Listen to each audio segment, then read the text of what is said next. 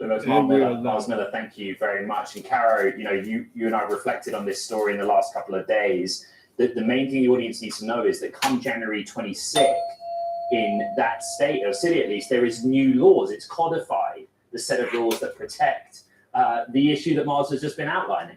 Yeah, MotorClick is one issue and quite a significant step that even a city would look to shut a company down. Right. But also what's being reported on is the fact that DoorDash and Uber made changes to their own apps. And when you pay a tip, many would say it's rational to pay the tip after the service. But it's meant that those tips have come way down for some of these drivers. And they're being accused of costing drivers about $550 million in tips. So something that they're going to have to navigate and narrate as the story continues.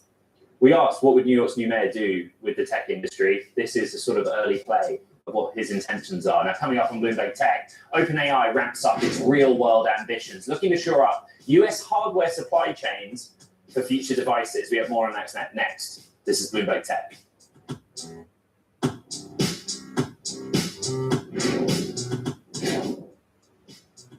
OpenAI, well, it's looking to bolster its US hardware supply chain. This company looks to find partners for its push into consumer devices, into robotics, and also, of course, into data centers. And the ChatGPT maker has put out requests for proposals from various component companies in the United States.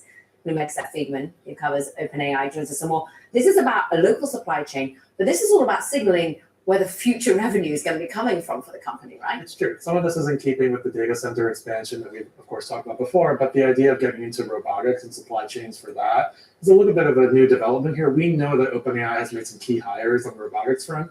They haven't really said too much about it in recent months, and this is the first real signal in a while that they're serious about it and serious about focusing manufacturing for it in the US. Now, I will say what's interesting is there's the hardware element of it, but also they're focusing a lot on the software and building the brains behind these AI robots.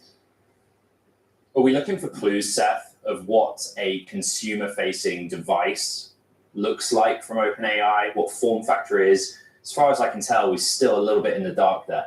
I think we are, and to be honest, it feels like OpenAI might also still be a little bit in the dark here. And in the last remarks that we heard from Johnny Ive since this company was acquired by them is that there's a dozen or more different design possibilities here for it, and he's almost overwhelmed by the different possibilities here. But it seems like it might be a subtle device, and I think most folks are expecting something in the next year.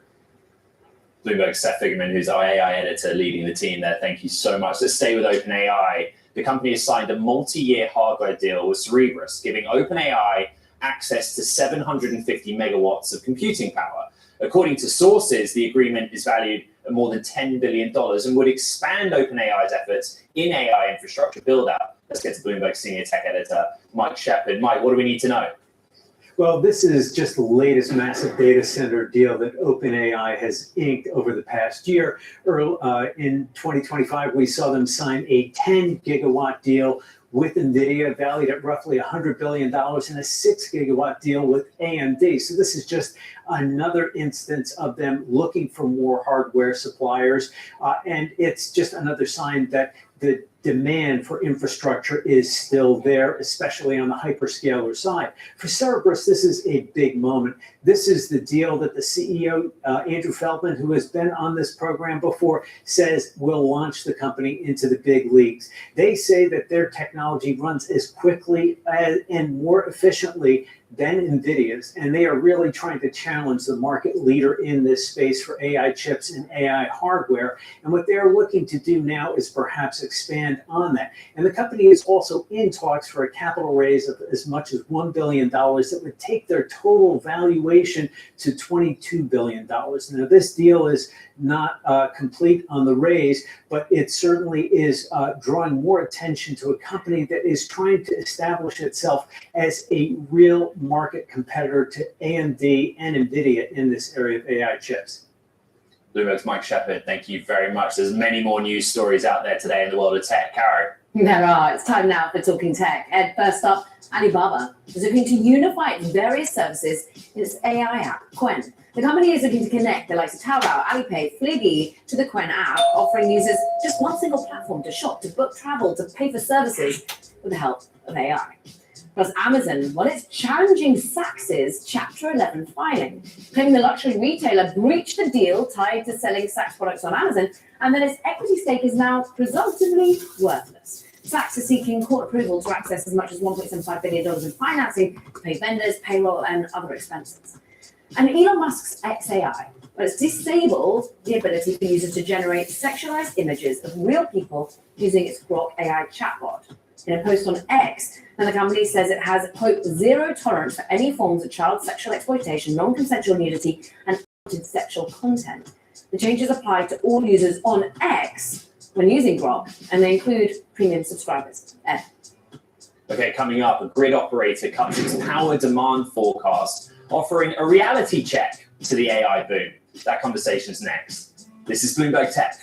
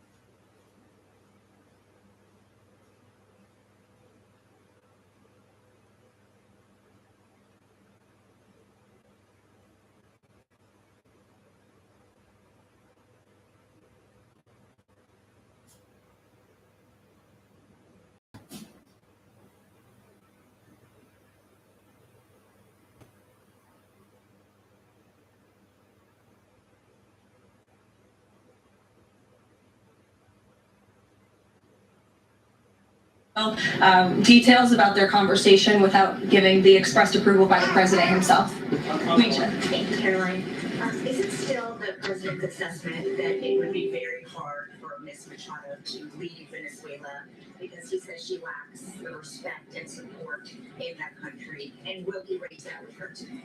I think the president's assessment that you just pointed out was based on realities on the ground. It was a realistic assessment based on what the president was reading and hearing from his advisors and national security team. And at this moment in time, his opinion on that matter has not changed.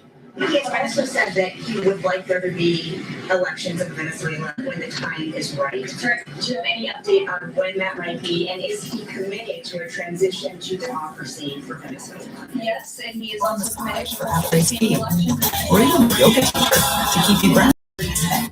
Reagan in the back.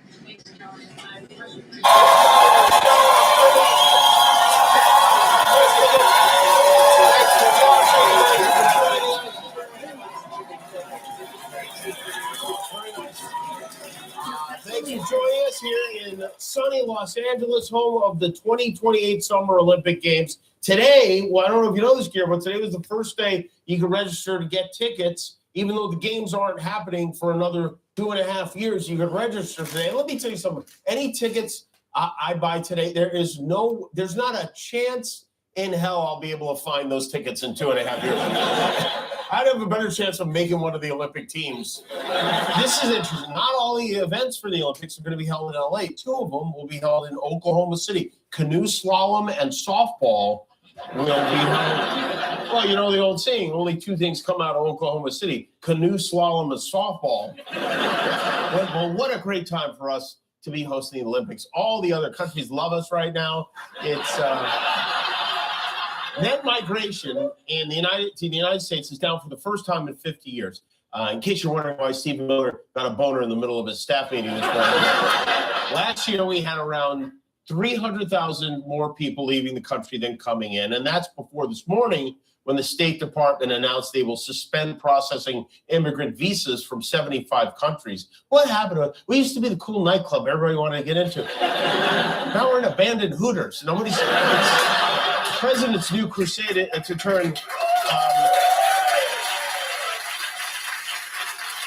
the nation of Greenland into Orangeland is not helping. The foreign ministers from Greenland and Denmark met with J.D. Vance and Marco Rubio today to discuss this situation. What they had to discuss, I don't know. You want to take us? we don't want to be took. That's pretty much it. And that's basically how the meeting went. The Danish foreign minister said they have a fundamental disagreement and agreed to disagree. But the prime minister of Greenland was a little more blunt. Trump said, I'm going to take action on Greenland, whether they like it or not. And according to their prime minister, they most certainly do not. Grønland vil ikke ejes af USA. Greenland does not want to be owned by the USA. Greenland does not want to be governed by the USA. Greenland will not be part of the USA. Why didn't Venezuela think of politely saying no? I mean, the guy in the hoodie figured it out. Listen, Trump's not really an ask for consent kind of a guy. He doesn't have to ask. When you're a star, they just let you. And of course they don't want to be part of the United States right now. Nobody wants to be. People from the United States don't want to be part of the United States right now. It's like being cast in a movie that already has Bill Cosby as the lead. People don't want it. This prime minister of Greenland, the guy in the blue thing, is Jens Frederik Nielsen. He's 34 years old. Before becoming prime minister, he played for their national badminton team. So, hey, maybe we could settle this with a game of racket sports. We put this guy up against this guy. It's just Roger Federer and see what happens. Winner takes all. Maybe Greenland should own us. They seem to be doing a better job than we are. On the World Happiness Report, Denmark has the second highest score behind Finland. Denmark controls Greenland. To find us, you have to scroll all the way down to 24th place. We're under Slovenia, the country Melania wishes she never left. Donald Trump's secretary of real estate, Marco Rubio, has reportedly been put in charge of coming up with some kind of a plan to purchase Greenland. He wants them to go there and buy the country. It's like when you send your kid to the store to buy cigarettes. Make sure they give you change, okay? My guess is at the end of this, Trump's going to make some kind of deal to add more troops and military bases, even though we already have a deal in place. We've had this deal for almost 75 years now. It's so nuts. You know, they did a poll. Only 1 American in 5 supports this idea of taking Greenland. Sometimes I feel like Trump is trapped in some kind of a weird, horrible curse. Like maybe he hates being president, so he's doing crazy things to try to get out of it. But because of the curse, it backfires. Like, it's like, what if we defund all the cancer research? They love it, Mr. President. They do. All right, what if I pardon a bunch of scumbags because they gave me money? Well, that, no problem at all. No one even cares. Damn it. All right, I know. I'll invade Greenland for no reason at all. And even that doesn't work. Nothing works. The curse is too strong. Or maybe he's just focused on Greenland to take our attention off a different island, perhaps. We are still waiting on those Epstein files. Meanwhile, don't get excited. Those are coming about when we get his tax returns. So we are operating at peak hypocrisy right now as we violently stifle protests while simultaneously warning other countries not to violently stifle protests. The idea that Trump now has us involved in all these other countries toppling regimes is exactly the opposite of what he ran on. He let Ukraine hang out to dry because of this idea. He ran on a platform that was basically, who cares? America first. That's what he promised. And now that he's gone completely in the other direction, he leaves a trail of loyal supporters to try to explain it, including Oklahoma Senator Markwayne Mullin, who we are very fortunate to have on the Armed Services Committee in this country. Mark is either for or against what they call regime change. But you just said you are for regime change here. No, I said I'm for the strikes. I didn't. But you said before that you're for taking out the regime. Yeah, absolutely, because they're the ones murdering their own people. That's different than regime change. The regime change is up to the Iranian people. This is the part why, and I'll give you feedback on this so you can think about a couple things.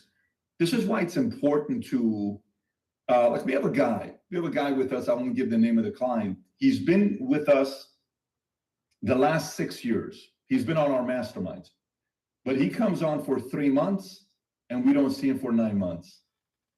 And when he comes to 3 months, he goes like this, and then he comes back when there's problems. And he goes up like this, and he comes back when there's problems. And I'll ask him, are you going to a different place if you're not with us? Because all I care about is you're part of a mastermind. and specifically with somebody that's an expert operator, not somebody that's just a bunch of books and an MBA, because that's not going to help you. He says, no, I just come for 3 months and I leave. It's like, that's not going to do anything for you. You may as well don't come, because you're coming by the time there's fire again. Every year he comes back. This is how the first mastermind starts off with. You ready? Here's what he says. Hey, Patrick, if you remember me, I said, of course I remember you. Well, we had a very good year the year before, and then all of a sudden, those things we talked about, the company started growing, but the last 3 months have been very difficult, and we had to do this, and we had to do that, and I had to let go of my management team, and I had to upgrade. He didn't upgrade. He's looking for fixes, and he leaves. So versus the mindset of constantly being in a place where you're on calls like this and you'll come in and you think you have, these two things that you want to address, that you want to fix with your company or yourself or a certain strategy. You'll get on a call, you came in for those two things, you leave with 4 things you weren't even thinking about. And those are the 4 things you really needed. But what if you're not in that meeting? What if you're not in that session?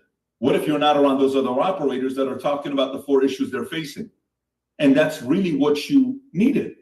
So now let me go to the other part. The other part you have to be thinking about with a lot of the stuff that you're doing is, sometimes when you add new things to your swing that is working, and you're not allowing the compounding effect of the new way of doing things to catch up, because that compounding effect could take 3, 6, 12 months, 18 months, where it's not all of a sudden, boom. So you have to let it kind of build up. It's like bodybuilding. You go lift weights, you're doing stuff. You don't see a lot in 90 days, but you see it year, and you're like, okay, now that I got this going on, what do I do now? You have to let that momentum build up with your business to really see what is going to take place there. And then at the same time, making sure you're still making tweaks. You're making tweaks. You're like, okay, let's see what we can do with this comp here. Let's see what we can, like this year, we introduced a new comp to sales at BDC downstairs. Last week, we had our kickoff meeting on Tuesday for BDC, and Thursday was our kickoff meeting for the whole company. On Tuesday, we launched a whole new comp structure from manager up. So anything from 0 to manager, nothing changed. So comp from 0 to manager, Taylor, did we change anything 0? I don't think we changed anything 0 to manager, right? I think the numbers are all identical. Yeah. But from manager up, dramatically new changes. We introduced 4 new positions. From manager to want to become a VP, we announced what it takes to become a vice president. Your salary goes up, because it's salary plus commission and benefits. We now go 75 manager plus commission. The average manager at our company right now makes $400,000. Makes not even $400,000. 850, 1 million. So 850, 250, do the math, probably $500,000 what the average manager makes at BDC right now. To become a VP, we raised the salary to 150. Then to become a principal, we raised the salary to $300,000 plus commission. And then at principal in the company, you only get to manage 100 clients, because your job is about developing other managers in the company. So you go from having 2,000 clients, 3,000 clients, 800 clients. You can only choose your top 100 clients. Everybody else goes to other people to manage those clients, because your time needs to be more focused on developing people, less on managing your independent clients. Then the next position is partner. Partner salary is $450,000. The average partner at the company is going to make $2 to $4 million a year. And then senior partner salary is $600,000. A senior partner could make $2 to $10 million a year based on the structure we do. And then we added LTIP, and then we added equity. All of that was announced last week. Last week was a revolutionary week for the entire company. It's a whole new company now. So then we addressed certain things that I'm looking at the patterns of months. What months do we not come out the gates? January. What do we do in February? What happens in March, April? I'm assessing every a month to see, where could we have made up dollars. So you look at the numbers across the board, January through December for 2025, and you say, I think that month where we did 6 million, man, that was a sick month. But why did we only do 1.8 million in February? We could have done 2.7. So why did we only do 1.6 million in January? Why don't we start off with 2.5? And then you go and take and say additional 900,000 here, additional $500,000 here, additional 1.2 million here, additional 2 million here, additional 800,000 here. We could add an additional $12.5 million in XYZ. I'm just making numbers up. These are not like I'm just spitballing with you with numbers. So to me, it's constantly finding ways to tweak better behavior, constantly finding ways to make better behavior, and then also statement to the company. One of our guys in the company who did almost $1 million for us last year, we fired him last week. And it was a very clear statement to everybody that we made. This guy's been with us for 2 years. He's a guy we actually like a lot. Standards casual. I've had one too many meetings with driving this guy. And then eventually he had the ability to come to the meeting, our kickoff meeting. It would have cost him an additional $900 to book his flight. He doesn't. He chooses to come a day later after the kickoff meeting for BDC. Like, no, you're fired. You're gone. We sat him down. This is your last day. We love you. You're amazing. Wish you nothing but the best, but we're moving on. Everybody also needs to see the new standard in the company. So they need to see a new this. They need to see a new you. What you just saw here is an interaction we're having with a CEO, founder, and executive, different challenges that they're facing. ¿Qué lo que, mi amor? ¿Qué lo que? ¿Qué es lo que está pasando? ¿Qué es lo que está pasando? Que tú estés bueno y yo estoy en mala.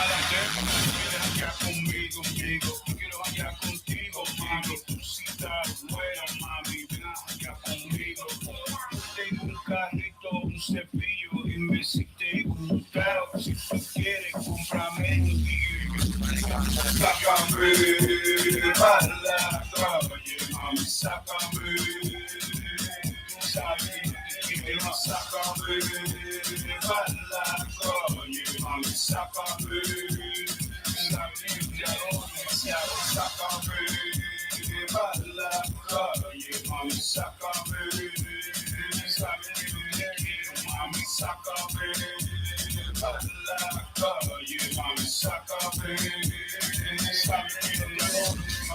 Yo soy tigre de la calle, tú quieres ser una chamaquita y janguear conmigo todos los modos fucking días.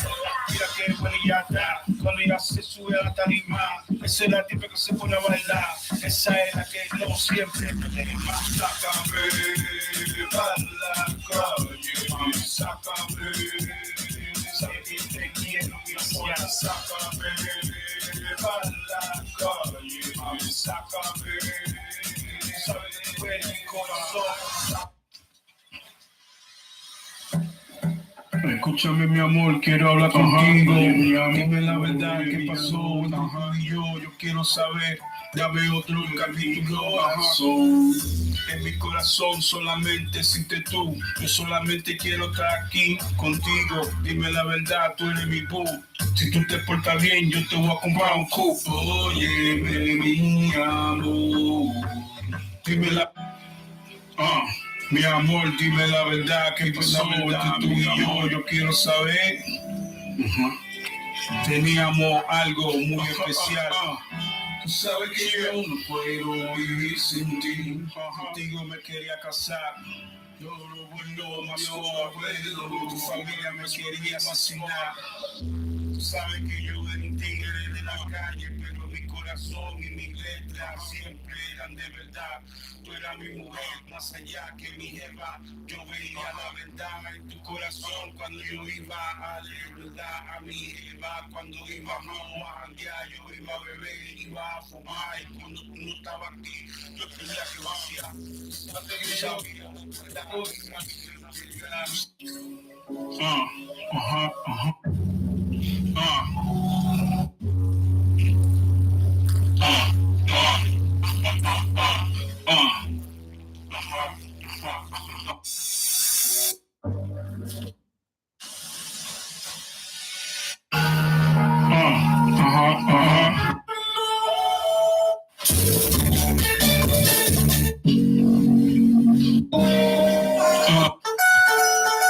Other ones, right?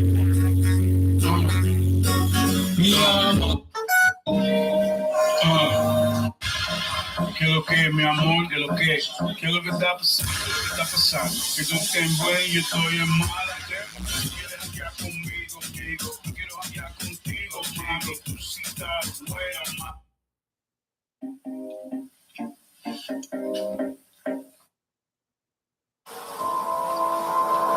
me traicionaste, me fallé.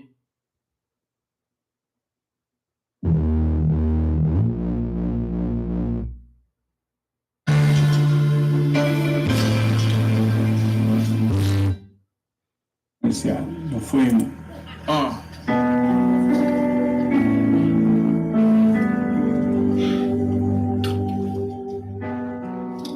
Yo creo que esta yo la hice ya, pero. Campo también, papá. Y él no solamente. Vámonos. They could really unmic. No solamente con el talento mío. Gracias. Vámonos. They could really unmic. Check 1, 2. Dawn Emperor speaking to you. Yeah, you. And you. Yeah, you too. You. They try to get clout on you too. Vámonos, mi gente, esto es pa' mi gente, esto es pa' mi gente, esto es pa' mi gente, vámonos. Pa' que te pique, pa' que te pique. Aston Martin, DBS Super Leggero.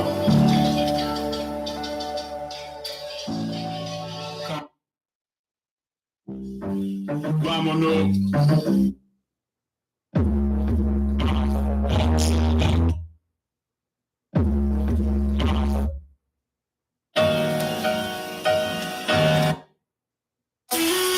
Tú y yo, mi amor.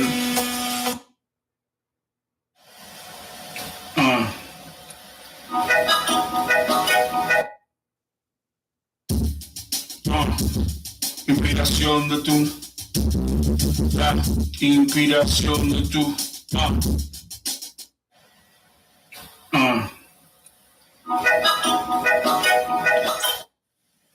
Thanos is coming.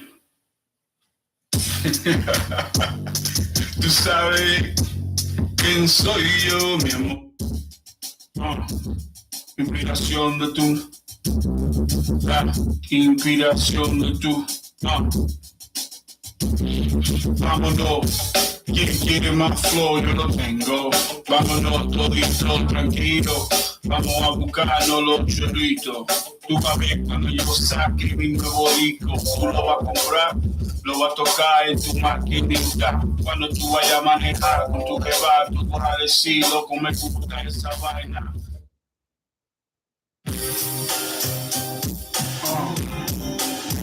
Amor, dime la verdad. Saludo especial a T-Tunes. Tú sabes, papá, que vamos a llegar. Este es el momento que todo va a comenzar. Ellos no pueden con nuestra música. Dios ha bendecido el nuevo comienzo. Vamos a comenzar, vamos a llegar. Vamos a enseñarla.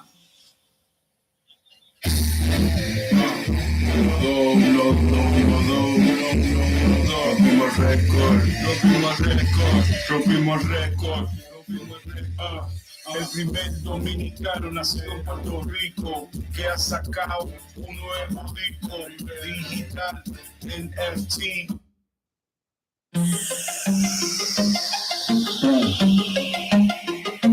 Vámonos.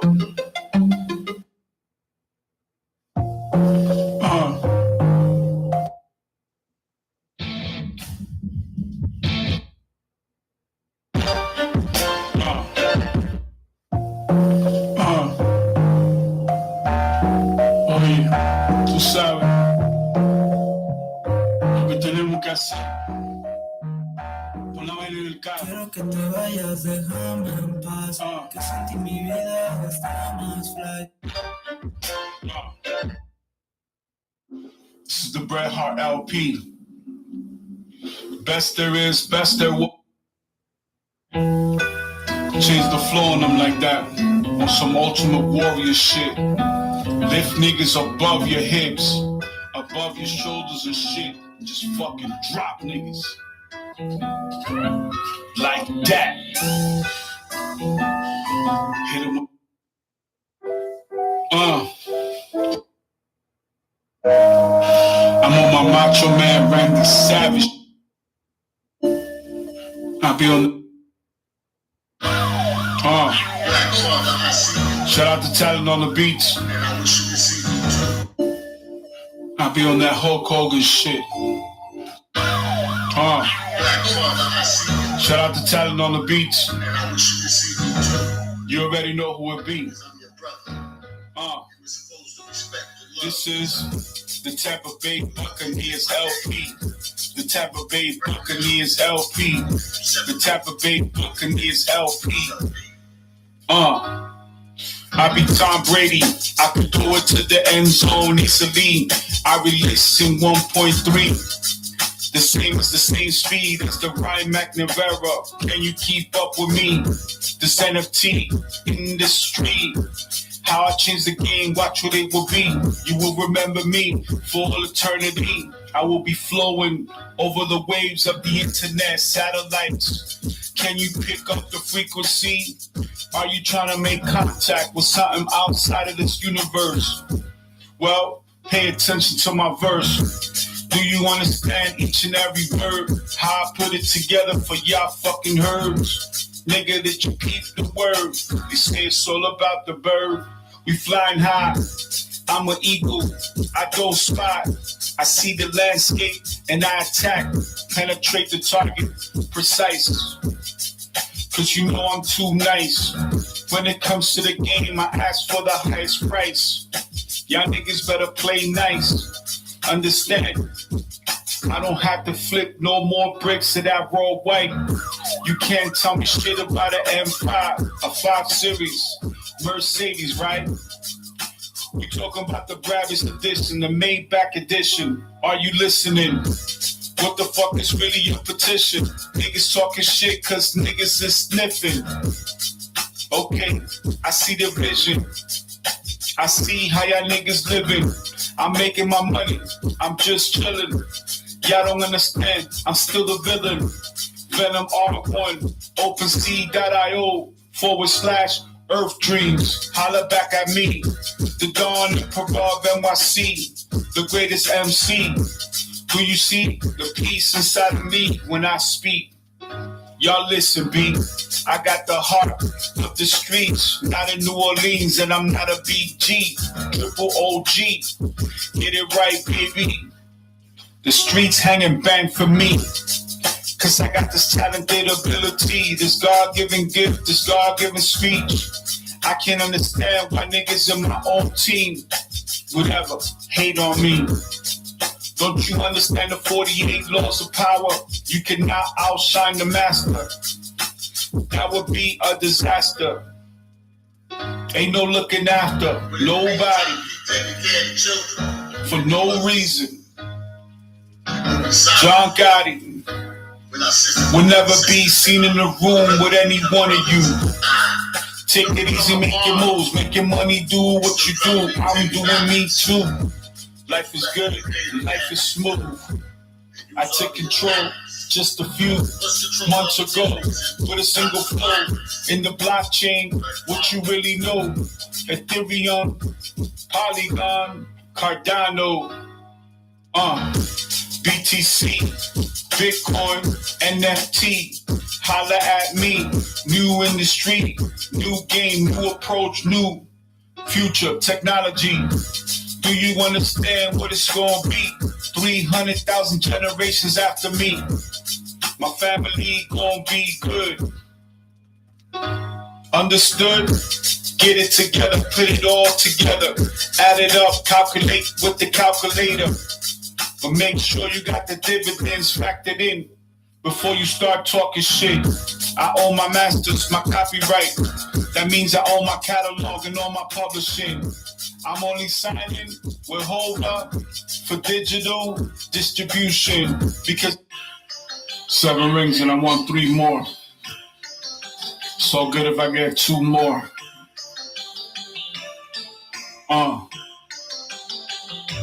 I don't understand. Help me understand. Y'all already know who it be. Thank you to the streets for walking with me. Sometimes you gotta make things clear. Things can get foggy.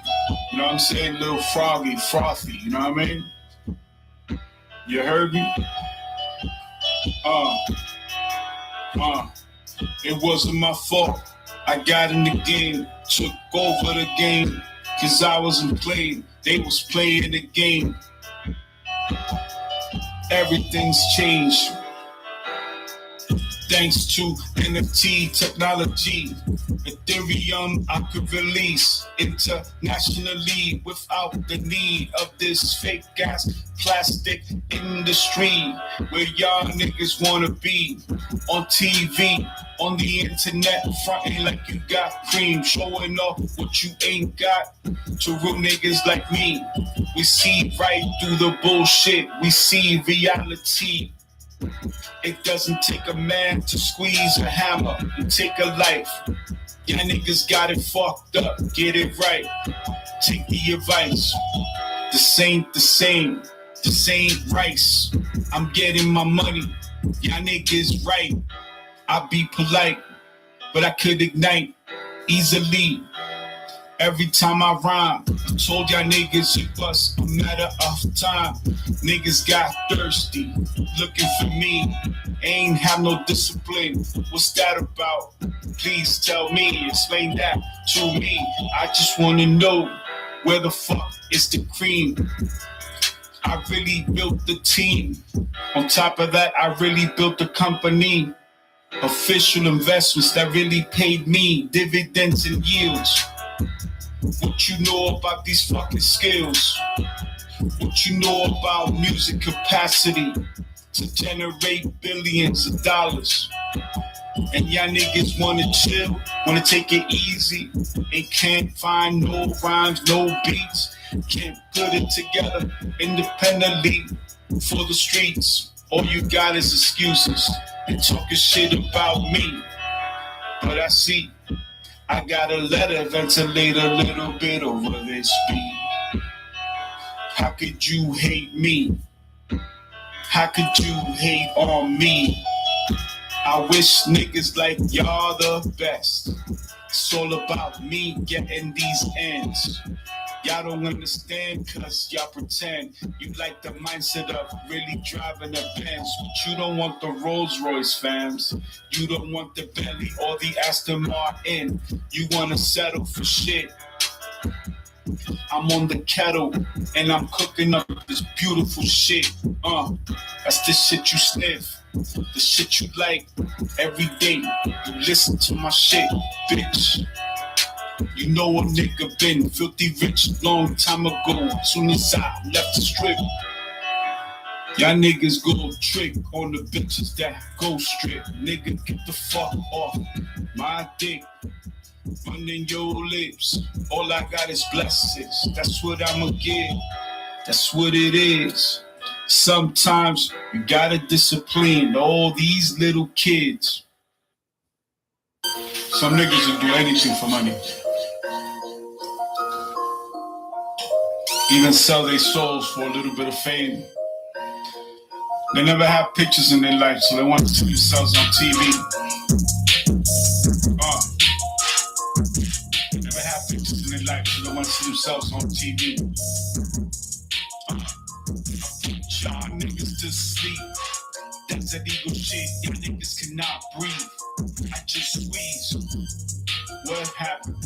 What you really gotta say to me? Niggas don't want beef till they on the floor bleeding. What the fuck y'all niggas speaking? Y'all niggas know this my season. Please, please, believe it. I'm still scheming, y'all niggas is dreaming. And I'm falling off, y'all niggas is teaming up. And it ain't enough, I'm the main reason why y'all niggas coughing up blood. Nigga, y'all niggas selling drugs, you consuming them, cuz. What you know about what it was? Y'all niggas just talk, none of y'all niggas could walk this walk.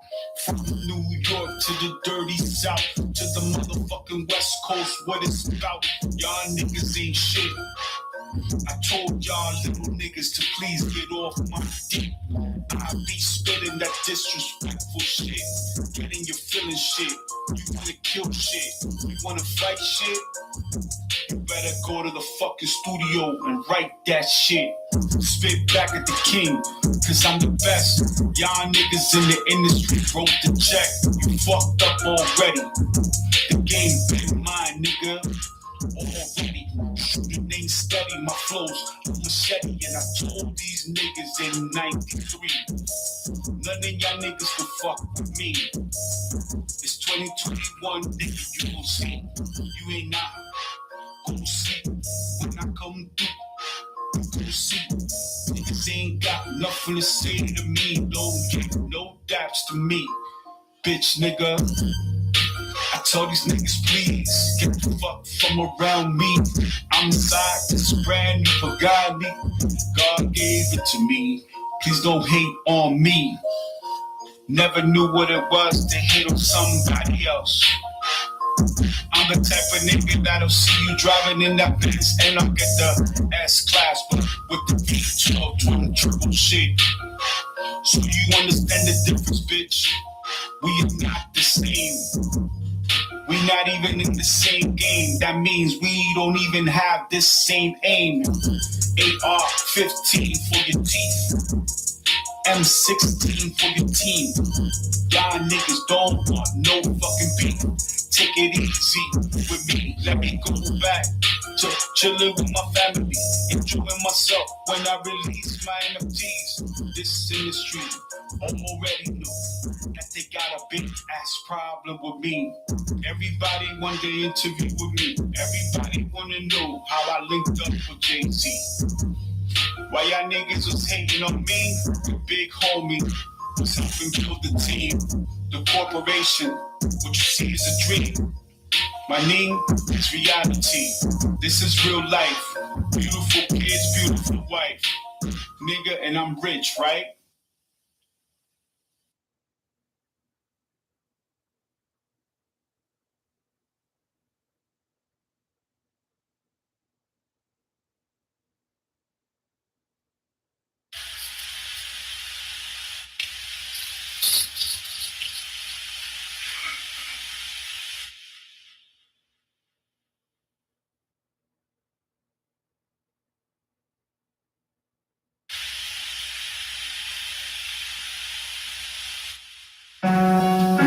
Don't feed the monsters.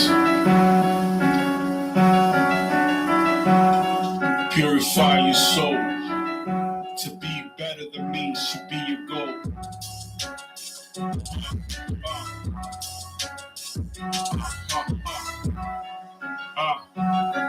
Yeah. I'm the king, you call me sire. These niggas watch too much wires. I see right through their attire. This ain't a TV show. I'm the reason why your favorite MC retire. Gotta make it happen, do you see the tire? BBS rims, do you see the wires? Now spinning, this is the speed tell. You just don't even move. 2 or 3 million Chewbacca come through. In that cool, see this in the middle. Y'all niggas all downloaded this single. I'm doing me on some Manny Cosman shit. I'm getting cream on some Bill Gates shit. Technology, how the fuck can you hate on me? I got the new bricks like my nigga D. Hey man, why these niggas hating? I'm replacing them. They not facing the man, cause they never understood the plan. I put it down for my land. June 25th, 1 Adrian, where the fuck is you from? Where's your flow coming from? Where's the heart? Where's the bar? Where's the spark? Where's the catalog? You ain't got nothing. Still you wanna talk, sigue hablando. Tú me lo estás mandando. La pistola al paso te está llegando. Te está quitando un brazo. Tú no quieres un pedazo del huevo mío. You ain't got balls to battle with me. Nah, niggas don't want no beef. All I gotta say is shoot the five with me. If you think you liver than me, if you can rhyme nicer than me, if you can make more cream in this plastic industry, plastic ass niggas just like you, that's all I see. Ain't no friends. Nobody get it that or a that from the man. Don't say what's up. I throw the peace sign up and I keep it moving. I got nothing to say unless you want a feature. I want 3 million a day. All money is not good money. Once you sell your soul, you can't go back. And that's what happens. Some niggas do that. Then they wonder when they look through life, how can I go back to my past life? Because they thought the money was going to give them happiness. It ain't my fault. You fucked up your life. That's your fault. Taking your eyes off the prize. Not understanding. This is my enterprise. I built it from the ground up, the right way up. So now I'm untouchable, and my investments cannot get touched. I'm incorporated. I pay my taxes. You hate it. While you talking shit, what y'all niggas know about other than sniffing? That's all I can see. For over 15 years, I'm deep. What can they really speak? How the fuck you gon' impress me? Please, imagine me still hustling on the streets with my own team, sniffing fucking keys while we trying to establish distribution. Please, none of y'all niggas hustlers to me. Hustlers don't consume what they bring. You see the Sebring, you see me win. Driving in that Ford GT. Once again, the new shit. 2021 shit. La una seca que se sepa. Do you know about the sepa? You want beef, my nigga, I pull out the teca. This one is legit. So if I blow off one of your ribs, you can't sue the kid. You heard me? Take it easy with the shit. Let y'all niggas talk on the collective. I got a corporation. I can't have a public see me involved with this type of shit. What the fuck is y'all niggas on? Niggas ain't thinking, cause niggas is sniffing. I get it. That's the petition. You built yourself your own fucking prison. That's like being in your own prison. Every time you get paid, you gotta go buy that shit. That's all you can think about. I see the fucking route y'all niggas took. I cook some books. Do you understand what it took? Discipline and education. I went back to college. Do you understand the new man you facing? With my suit and tie on. What are we talking about? I'm in the boardroom downtown. And lyrically, I still got the crown. I could go to the studio right now and drop an album right now. Sell millions of records, millions of downloads and streams. Produce a few videos for y'all to see the lifestyle bestowed upon me. By God, baby, rhymes over beats. I no longer need the streets. Y'all niggas cannot make the change. I came in the game with an exiting plan to leave the game. I can skate, chill outside of the rain. Why y'all niggas can't even maintain? Putting nonsense, garbage in your brain. Do you see why they do what they do? This is the reason, and it's beautiful. I get to fly outside of the state of Malibu and see the world too, and see everything that's happening to you. I trust my best friend, nobody else. Do you understand? People change as time flies by. I'm still the guy from 225, Apartment D. So humble when I speak over these beats. God is still with me. Good heart, good head on my shoulders. Y'all thought it was all over. Y'all don't understand. A big word. It's called vision, discipline, education, loyalty, honor, and trust.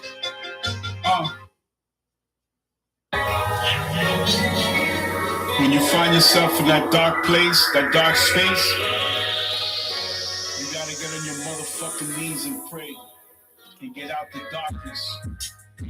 Stop hurting the people that care about you. Stop being so selfish. The story's not about you.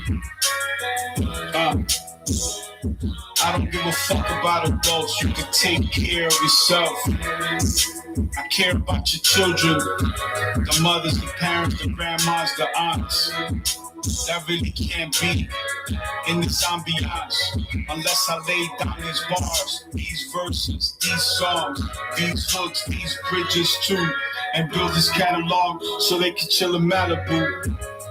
What the fuck do you do? Talking shit about niggas that's really making moves.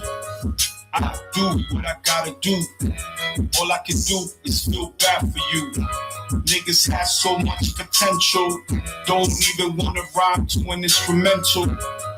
Nigga, this shit is gentle. I'm pulling niggas' cars like I'm pulling niggas' teeth so hard. It's just one of my bars. All I'm trying to do is educate y'all, elevate y'all. But you gotta want success for yourself. I can't work for y'all. I can't give you none of my bars, none of my verses, none of my songs. I can't give you a fraction of my catalog. I'ma let you know what it fucking was. Back in the days, everybody had a dream. Around that dream, I built my team. I put it on for my whole family. In and outside of the streets, we can make it happen. I just need beats. Trust me, I got everybody. Once I make it, everybody gonna be good. Everybody gonna be outside of the hood. If not, we gotta stay here. It's all good, I'ma make it clear. Giving millions this year to everybody that's near my heart. Is it clear? Y'all don't understand that the money don't mean nothing to me. The material shit either. So nigga, please, coming to me with that bullshit. I'm Jewish, nigga. I don't give a fuck about the fame or the fucking paparazzi shit.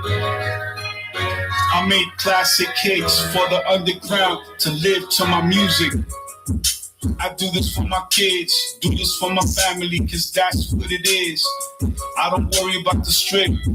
Please don't ever talk to me about no bricks. Them shits ain't shit to a nigga that got bitcoins. You dig? They don't understand. One flow, one verse. I destroyed all of them. But they decided to pretend. Be in the streets past 10. But there wasn't focus past tense on what it really means to win. They decided to sin, selling their souls. Now they don't have not even one goal. You should really think about the globe. Outside of New York, outside of my walk. Do you understand the talk? They don't understand the reason why shit spark and niggas get outlined and chalk. After the tape, we see the mob. Everybody talking shit about the buzz, but the casket is going down. No longer are you holding it down. Now you're gone, opportunity is gone. If you didn't die, nigga, you spend it in prison. And what you got left? Everybody changed as soon as you left the strip. The girl you fell in love, that's the bitch that chose to strip. You and your mans, while you locked up, he bagging up the grams. Starting on the gram. I see right through them. You gotta learn when things happen so close to you. You gotta focus on your turn. How the fuck you gon' earn? Niggas talk shit, let it burn. I hope it makes you feel better about yourself. You gave up on your dreams as well, and that ain't really gon' hurt me. I sit back and sip my tea, smoking on that good ass weed from Cali. My mom's living close by the beach. Vimac, Nevera, the third one gonna be green.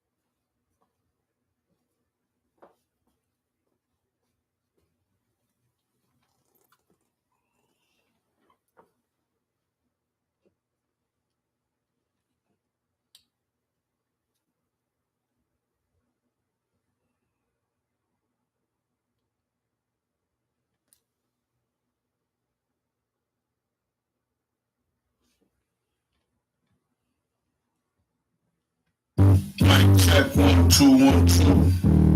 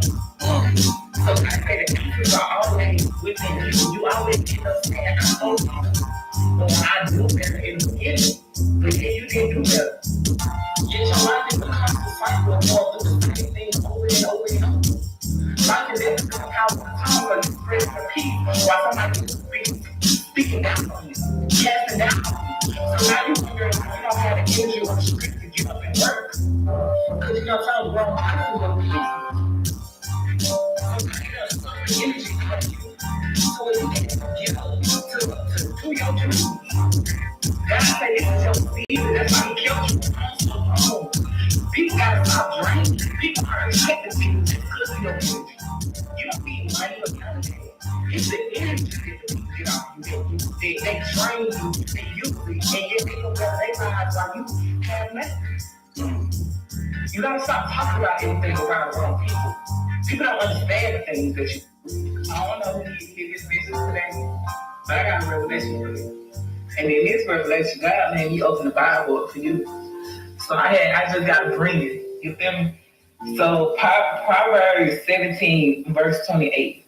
Even a fool that holds his peace is considered wise, and he that shed his lips is esteemed a man of understanding. Why you keep telling everybody your dreams? You want these people to believe in you? Why you keep asking everybody else what you should do? You think they know better for your life than you do? See, God told me, everybody don't need to know your dreams and your purpose and your destiny and everything that you've been through. Because everybody don't deserve the wisdom and the testimony and the strong faith that come behind you. People don't even understand the things that you're saying to them. So yet, how could they understand you or help you? God said the only thing that can help you in your situation is for you to call on Him. There's no other way around this. God said He is your Father, He is your protector, He is a keeper. He is your guide.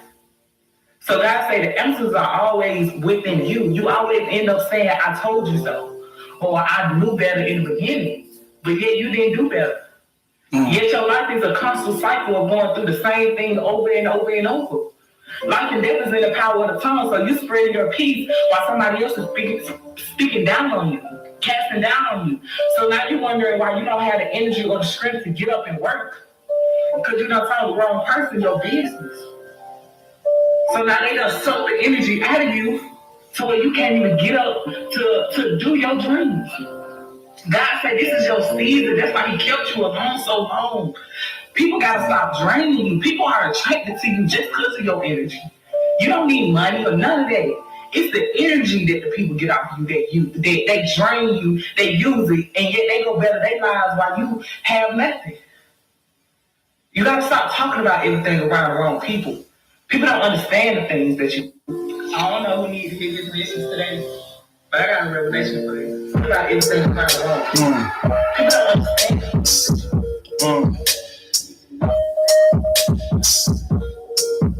Yeah. 9 train LP. Y'all know we don't run no more. Y'all know we don't run no more. Y'all know we don't run no more. 2:25. Nadie puede conmigo, el mejor artista lirísimo. De verdad, como que estoy manejando el Gran Torino en Gran Turismo. What you know about the Nismo? GTR, you know who I be. I be the heart of New York. I be striking the hardest. Who want more? Who want flows? Who got who want song? Who want albums? Featuring lo que tú quieras lo tengo yo. No pueden conmigo, seguían dorito. Pero escuchan cada una de mis canciones. No pueden conmigo, mis oraciones. El detalle de la vida mía. En la calle siempre te va a agarrar. Ustedes toditos saben la verdad. Vamos a relajar, dinero más, yo voy a buscar a mi Dios de papá. Vamos a invertir, yo no voy a mirar para atrás. El Ferrari a verdad, negro con rojo, mamá. Y ella sí le va a gustar. Y la máquina cuando se vaya a montar. Todos los días que yo me vaya a escuchar, mi música la va a poner a bailar. En la tarima que yo voy a dar. De verdad vamos a cantar, yo voy a improvisar. ¿Qué es lo que va a pasar? Yo le voy a llegar desde la República a Europa. Tú vas a ver internacional con mi música. Millones más me voy a buscar y tú vas a ver cómo lo voy a clavar. ¿Qué es lo que va a pasar? El mundo tiene que cambiar. Porque no te delita, nuevecita, es mi papá. I got them NFTs. I don't need the motherfucking industry. I don't need none of y'all niggas beats. I don't need featuring from no one sees. None of y'all niggas can fuck with me. None of y'all niggas can touch your company. This is what I do so easily. This is come back to NYC. Putting it back where the fuck it needs to be. These niggas talking that shit, but I'm getting this fucking cream every motherfucking day. Do you understand me? I don't think you understand the language that I speak. Let's get this cream. Holla at me. Ellos saben que yo soy el mejor. Ellos saben decir. Ellos saben que yo soy el mejor. pero desaparecido yo. Tú sabes la verdad. Si tú supieras mi amor.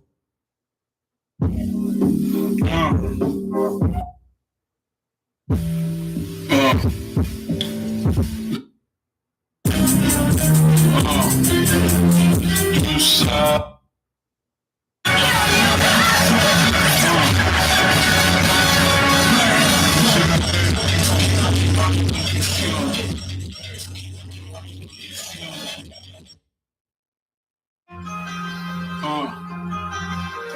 Negocio.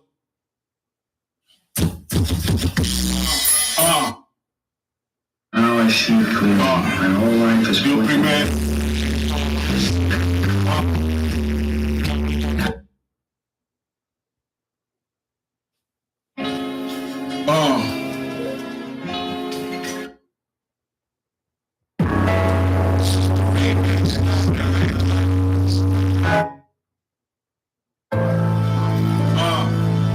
Luego comienzo. This is the remix. Comenzando el empiezo.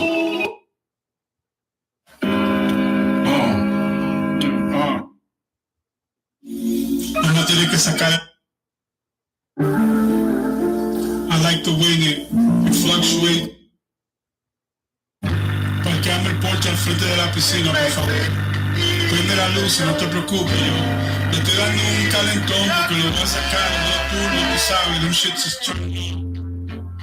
yo estaba manejando la otra versión, tiene 5 o 6 cambios, yo la manejo de noche a veces, porque no me gusta, tú sabes, sacar la maquinón. Todos los días donde yo estoy, en el mundo entero, el tigre viajó cuando él improvisó, él tocó en vivo, el mundo escuchó su nueva canción, su nueva CD, su nuevo álbum. Yo que le daba flow, en español que me siente yo, cuánta gente me entendió, camino conmigo,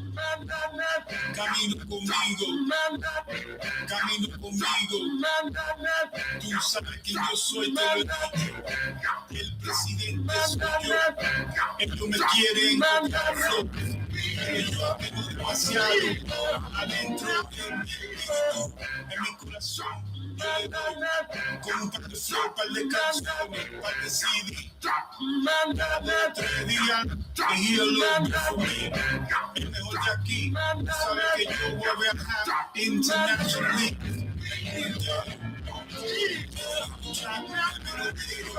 Ese soy yo, dime si te gustó. Mira ese cuerpo como ella se subió a la tarima, como ella bailó. El tigre le improvisó, la enamoró.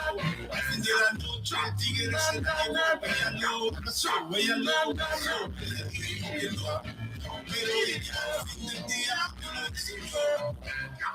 Esa vaina que ella bailó en la tanguita, ella me enseñó. Yo le dije, mi amor, tú sabes, por favor, tú sabes que yo estoy casado.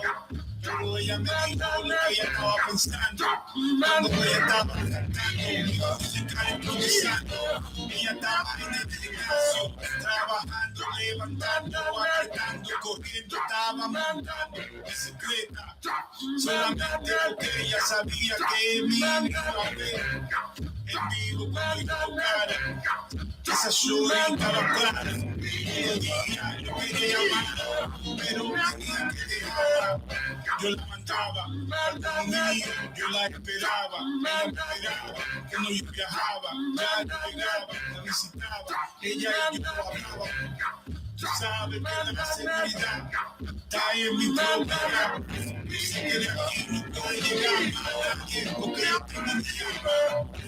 Sabes que yo tengo que agarrarla y enseñarla, tengo que instrumentarla. Ella le sabía, sí, que ella me quería a mí, de verdad. Yo le decía a ella, yo no puedo amar, pero en este momento juntos podemos estar. Ella tiene otra vaina que me quiere enseñar.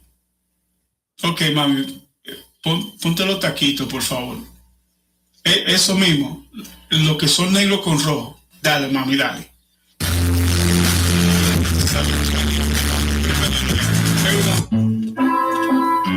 son.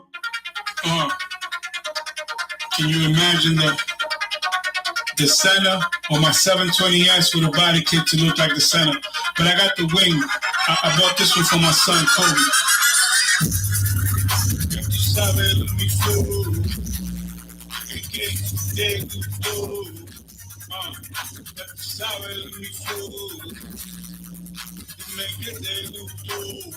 I drive basic cars, prototype, all day and night. Do you understand what I just said? This mind is very bright. I rap 225. It's my old school 675. It's my spider. It's black on black on black on black. I used it. It's my old school 675. It's my spider. It's my old school 675. It's my spider. It's black on. It's my old school 675. It's my spider. It's black on black on black on black. I use this one a lot. It's my old school 675. It's my spider. It's black on black on black on black. I use this one a lot. You know what I'm saying? I don't like this stuff too much, but I'll be looking at this shit. It's the old one, but it's all good, it's new to me. It's all good, it's new to me. It's all good, it's new to me. It's all good, it's new to me. How can these artists sign these 360s? Nigga, my nigga, please. Nigga, my nigga, please. Let me not curse over this beat, cause then I can't make a new release. You know, brand new NFT that I'm gonna release above this plastic guys in the street. But I'm wishing the best. I wish these MCs could really compete with me, especially now that I got my man Juju and talent on the beats. You know, this fake guys in the street, it takes 1 to 3 years to release a nice LP. Well, with me, I don't think they gon' eat. I'm not even interested in the market that belongs to the United States. Nah, my career's always been in Europe, in the Middle East, in Asia, Canada, the Caribbean, Central America. That's right. Touring all over internationally. Mommy, do you wanna roll with me? Pack your bag, you can be Gucci with me, but you know these bags is Louis V. Not for me, for my team. I don't even like to drive Bugattis. I'm over Lamborghini 1993 TT. That's me. Do you understand reality? Not what you see on TV. I'm a more transparent MC. No controversy around me. You know I'm just the artist. And I just release EPs, LPs, NFTs. I perform live. And I enjoy my family. I'm not with the highly weird shit.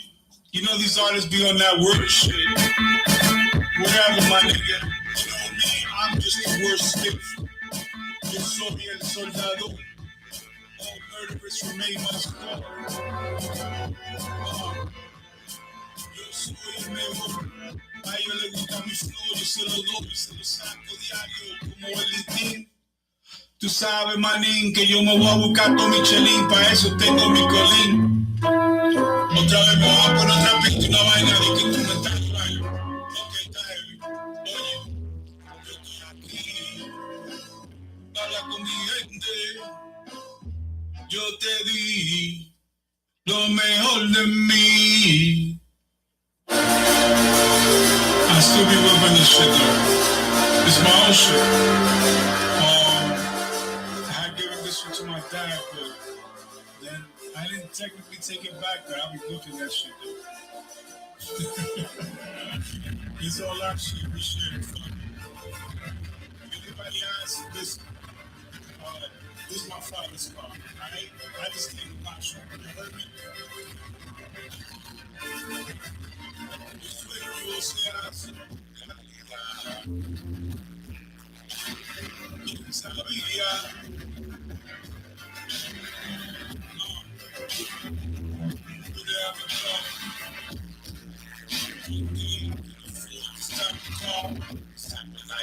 Just for my bars, just for albums, just for songs, just for my catalog. That's really get it all, really love from my squad. So I would give it all. Every single day I lay show with my scars. That's how I made it through the fog. For eternity and beyond. I'm on the blockchain, do you love my flow? Do you understand these flowers and these songs?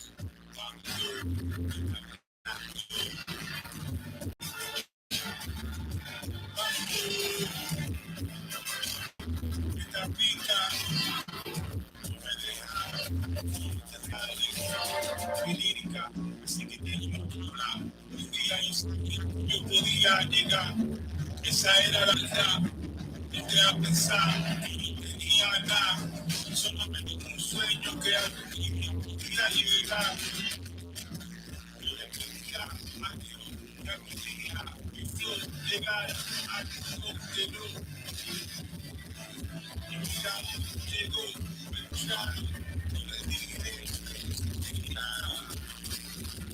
yo sabía que la música mía iba a llegar un día, iba a llegar un día. Yo sabía que la música mía iba a llegar un día, iba a llegar un día.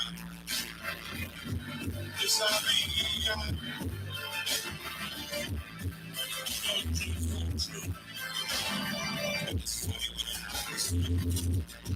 You spent so many years trying to make it happen. Whatever you do. Because when the blessing is right around the corner, all the challenges come. You know, you go through setbacks, conflicts down, losing down, and everything that's God picks up with you. And then, you got this. You rhymes, that's all you got. That's all I had. I never get they would understand that if I ever could arrive to a beat like this, I would just give y'all my soul, my heart, to let you know about my squad, to you, West Coast, from the South, from Midwest, Canada, Asia, the Middle East, they know my flow, in the Caribbean, they already know, and it's such a honor. Yes, I've been blessed on top of all of that to have a good heart, a good head on my shoulder. I can get y'all but I'm composing my verses for the next song, the next album. It isn't coming out probably tomorrow. I give y'all everything I got. I don't hold nothing back. You gotta collect my raps. My music is still intact. I got to get this catalog to match. Plus, I'm a real entrepreneur. I'm gonna help a lot of people with that. I'm gonna give them drops just with my flow, just with my music, just what's inside of my heart. That's why I'm still the king, nigga. Still on the throne. Duh. You fucking dumbass. Yo, so far I only cursed like 3 times in the whole album. Let's go.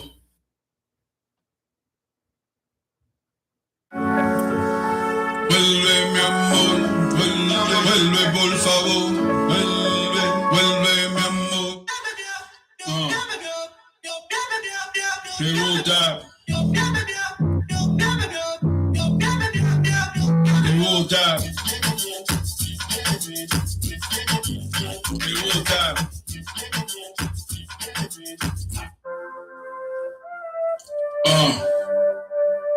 Mami, mi amor.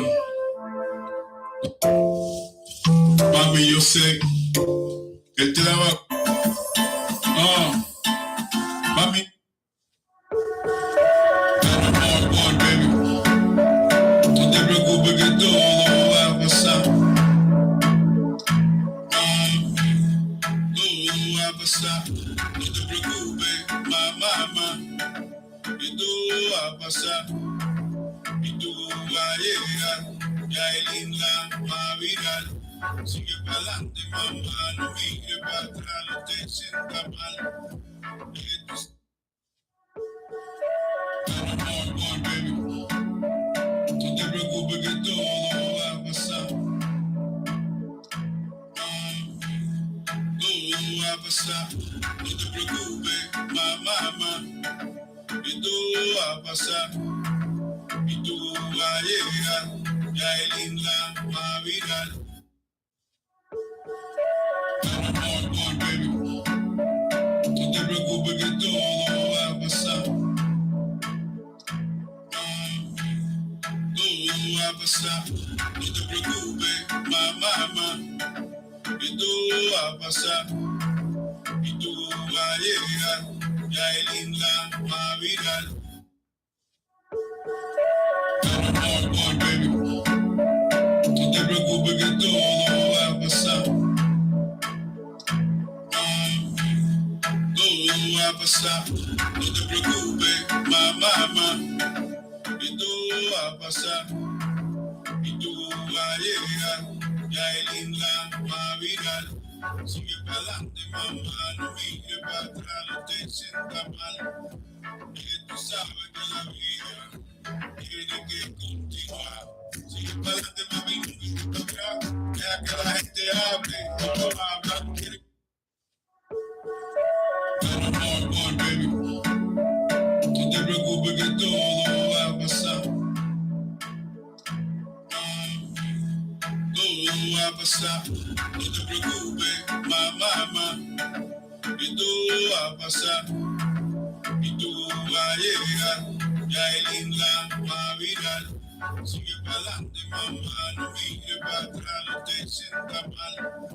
Que tú sabes que la vida tiene que continuar. Sigue para adelante, mami, no mire para atrás. Deja que la gente hable, no va a hablar. Amor, baby, no te preocupes que todo va a pasar.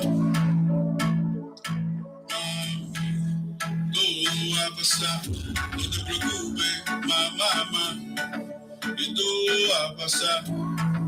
Y tú vas a llegar, ya el Inla va a virar. Sigue para adelante, mamá, no mire para atrás, no te sientas mal. Que tú sabes que la vida tiene que continuar. Sigue para adelante, mami, no mire para atrás. Deja que la gente hable, no va a hablar, quieren criticar. Porque no saben la verdad de lo que tú sufrías. La fama, la que sabía, lo que te convirtió.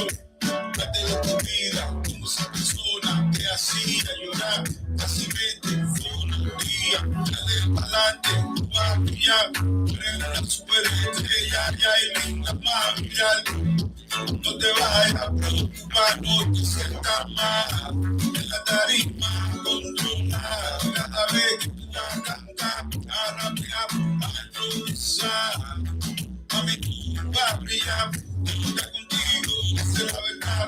Pero enfócate en la felicidad de tu día.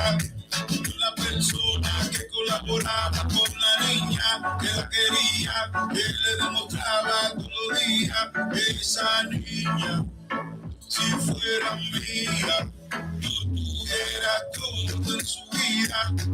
A la que tú quieras con tu música. Tú eres la más viral. Sigue para adelante, mamá.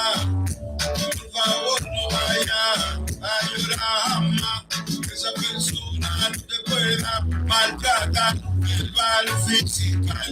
Sigue para adelante, mamá. No puedes llegar. No te vayas a preocupar. Hay personas que quieren hacer las cosas que son malas. Pero no te preocupes, porque Dios va a ayudarla. Sigue para adelante, no mires para atrás. Tú vas a llegar, ahora es que tú vas a destrozar. La industria va a tener que respetar. Nunca se le va a olvidar que este momento, el año va a pasar. El año que venga, tú vas a ver la verdad. Ya leí la más viral, la última que tuvo que tocar. La que todo el mundo tuvo que esperar. No hay año más, porque quisieron odiar, quisieron controlar el narrativo, sabiendo que nada iba a pasar. Esos tigres no son calles de verdad. Todos esos tigres tienen plano para tirar. Ninguna bala en ninguna dirección, como que esa vaina es ilegal. Porque que la vaina es así, mamá, que ellos pueden matar a que ellos quieran, como que todas las calles. Que lo que estos tigres piensan, se están metiendo droga de la mala en la cabeza. Mami, sigue pa'lante, mi amor, jamás mire para atrás. Yo te quiero ver en una gira en Europa, Asia, África, Canadá. Vete internacional, vete para el desierto, vete a tocar. Centroamérica, Latinoamérica, por el Caribe. Dile quién es la más viral. Mami, tú te vas a pegar, mira esto quizá, todo puede pasar. Dios está contigo de verdad. Por ti yo voy a rezar. Y si el chamaco te va a ayudar, yo lo voy a apoyar. Y ya.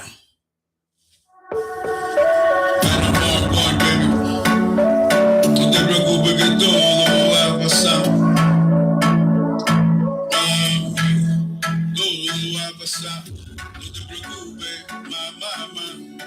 Que todo va a pasar. Y tú vas a llegar. Ya es linda, va a virar. Sigue para adelante, mamá, no mire para atrás, no te sientas mal. Y que tú sabes que la vida tiene que continuar. Sigue para adelante, mami, no mire para atrás. Deja que la gente hable, no hablan, quieren criticar. Porque no saben la verdad de lo que tú sufrías. La fama, la que sabía, lo que te convirtió. Parte de tu vida, como esa persona te hacía llorar, fácilmente todos los días. Dale para adelante, tú vas a brillar. Eres una superestrella, ya hay linda más viral. No te vayas a preocupar, no te sientas mal. En la tarima, controlar, cada vez que tú vas a cantar, a rapear, a improvisar. Mami, tú vas a brillar, tú estás contigo, esa es la verdad. Enfócate en la felicidad de tu día. Una persona que colaboraba con la niña, que la quería, que le demostraba todos los días. Esa niña, si fuera mía, yo tuviera todo en su vida. A la que tú quieras con tu música. Tú eres la más viral. Sigue para adelante, mamá. Por favor, no vayas a llorar más. Esa persona no te pueda maltratar. El vale físical. Sigue para adelante, mamá. No puedes llegar. No te vayas a preocupar. Hay personas que quieren hacer las cosas que son malas.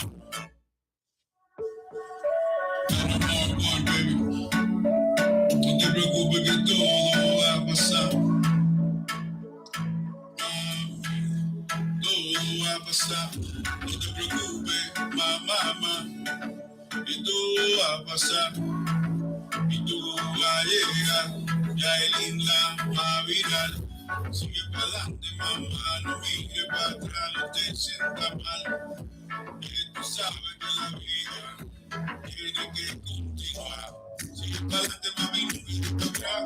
Deja que la gente hable, no hablan.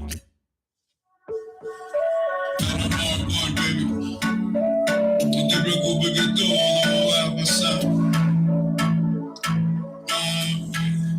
Todo va a pasar. No te preocupes, mamá. Que todo va a pasar. Y tú vas a llegar. Ya es linda, va a virar. Sigue para adelante, mamá, no mire para atrás, no te sientas mal. Que tú sabes que la vida tiene que continuar. Sigue para adelante, mami, no mire para atrás. Deja que la gente hable, no hablan, quieren criticar. Porque todos saben la verdad de lo que tú sufrías. La fama, la que sabía, lo que te convirtió. Parte de tu vida, como esa persona te hacía llorar, fácilmente todos los días. Dale para adelante, tú vas a brillar. Eres una superestrella, ya hay linda más viral. No te vayas a preocupar, no te sientas mal. En la tarima controlar, cada vez que tú vas a cantar, a rapear, a improvisar. Mami, tú vas a brillar, yo estoy contigo, esa es la verdad. Pero enfócate en la felicidad de tu vida. Una persona que colaboraba con la niña que la quería, que le demostraba todos los días que esa niña, si fuera mía, no tuviera todo en su vida.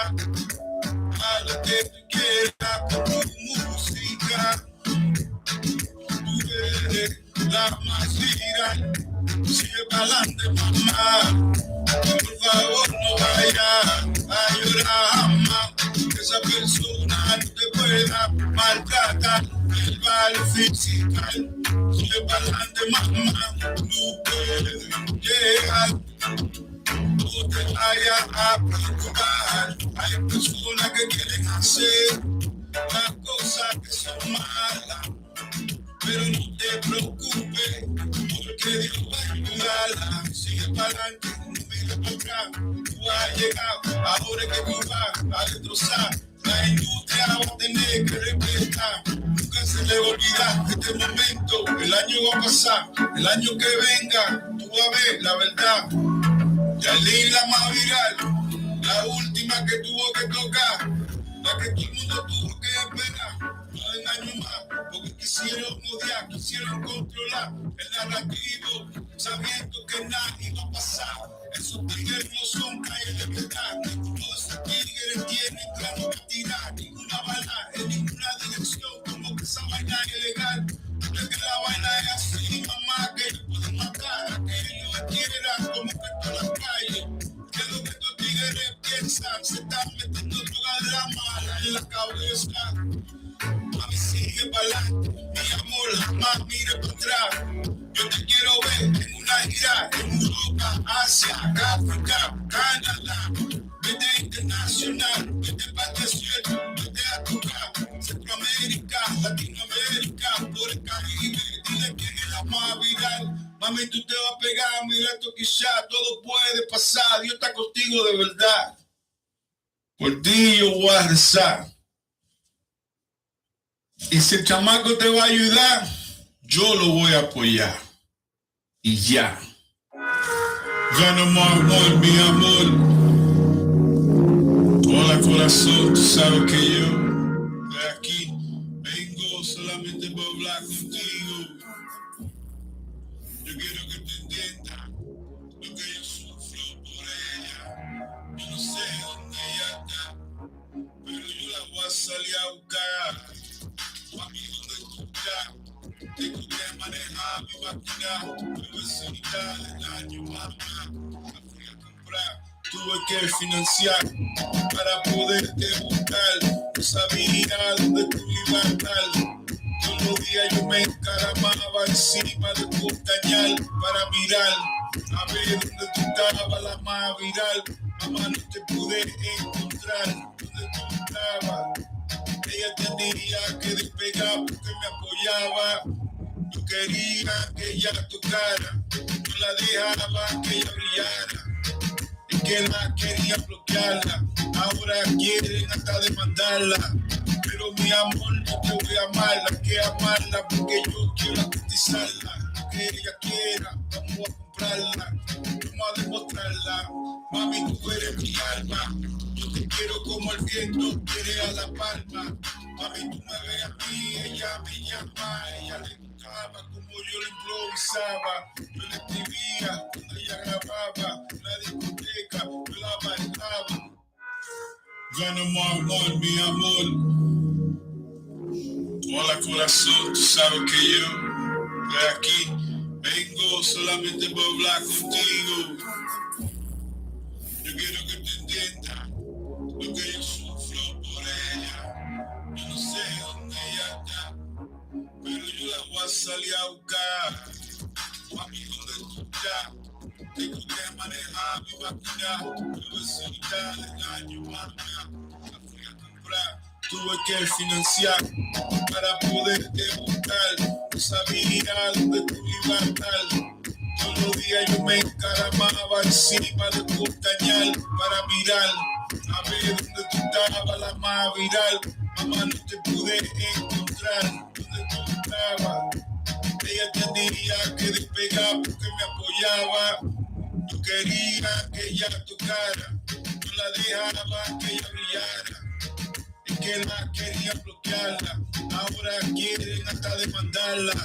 Pero mi amor, no te voy a amarla, que amarla porque yo quiero cotizarla. Lo que ella quiera, vamos a comprarla, vamos a demostrarla. Mami, tú eres mi alma, yo te quiero como el viento quiere a la palma. Mami, tú me ves a mí, ella me llama, ella le gustaba como yo le improvisaba. Yo le escribía cuando ella grababa la discoteca, yo la bailaba, yo la abrazaba, la apreciaba. Por eso yo a ella le regalaba lo que ella quería, lo que necesitaba para su familia. No me importa si no era mi hija. Yo a ella la quería, se lo demostraba casi todos los días, porque la cosita que yo le hacía, porque a ella yo sí la quería, ella era parte de mi vida, solamente mi amiguita. Yo sé que ella es nuestro una super estrellita. Perdóname mi amor si le gagueo a tu hija. Mami, lo que quiera la vida tiene conmigo, y lo que tú desees, gracias a Jesucristo, yo te lo puedo dar. Después que yo lo tenga, mamá, yo sé que tú no lo vas a despreciar. Sigue para adelante, no mires para atrás.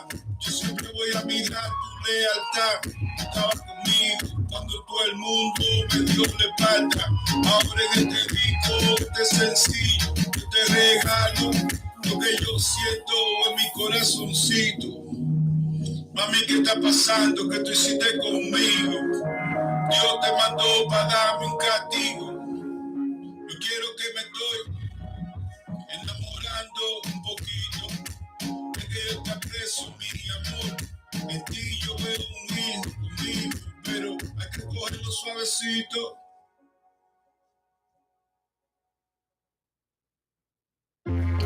El amor a veces nos traiciona.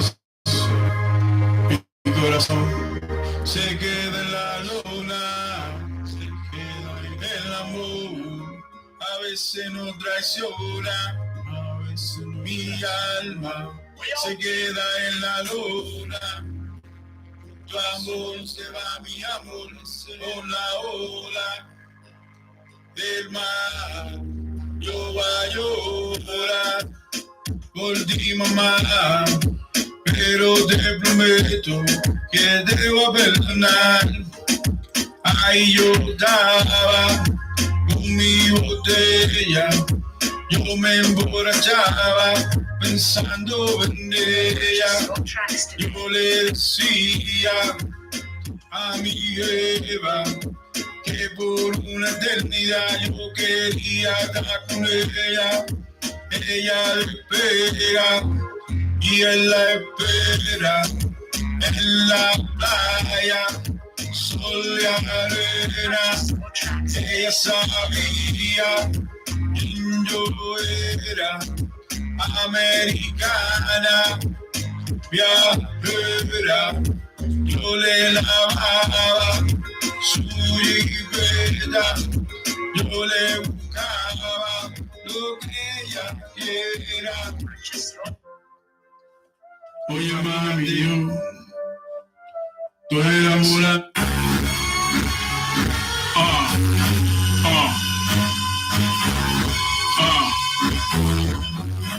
Ya sabe quién viene por ahí.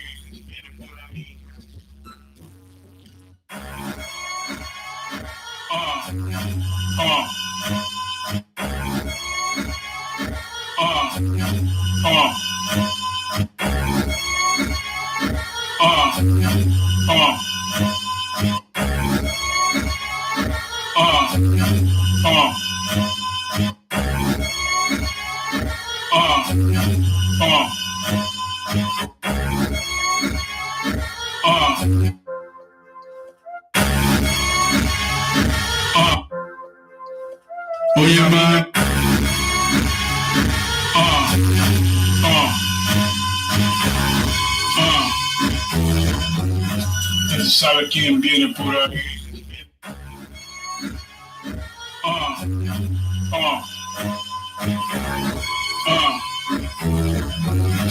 Él sabe quién viene por ahí.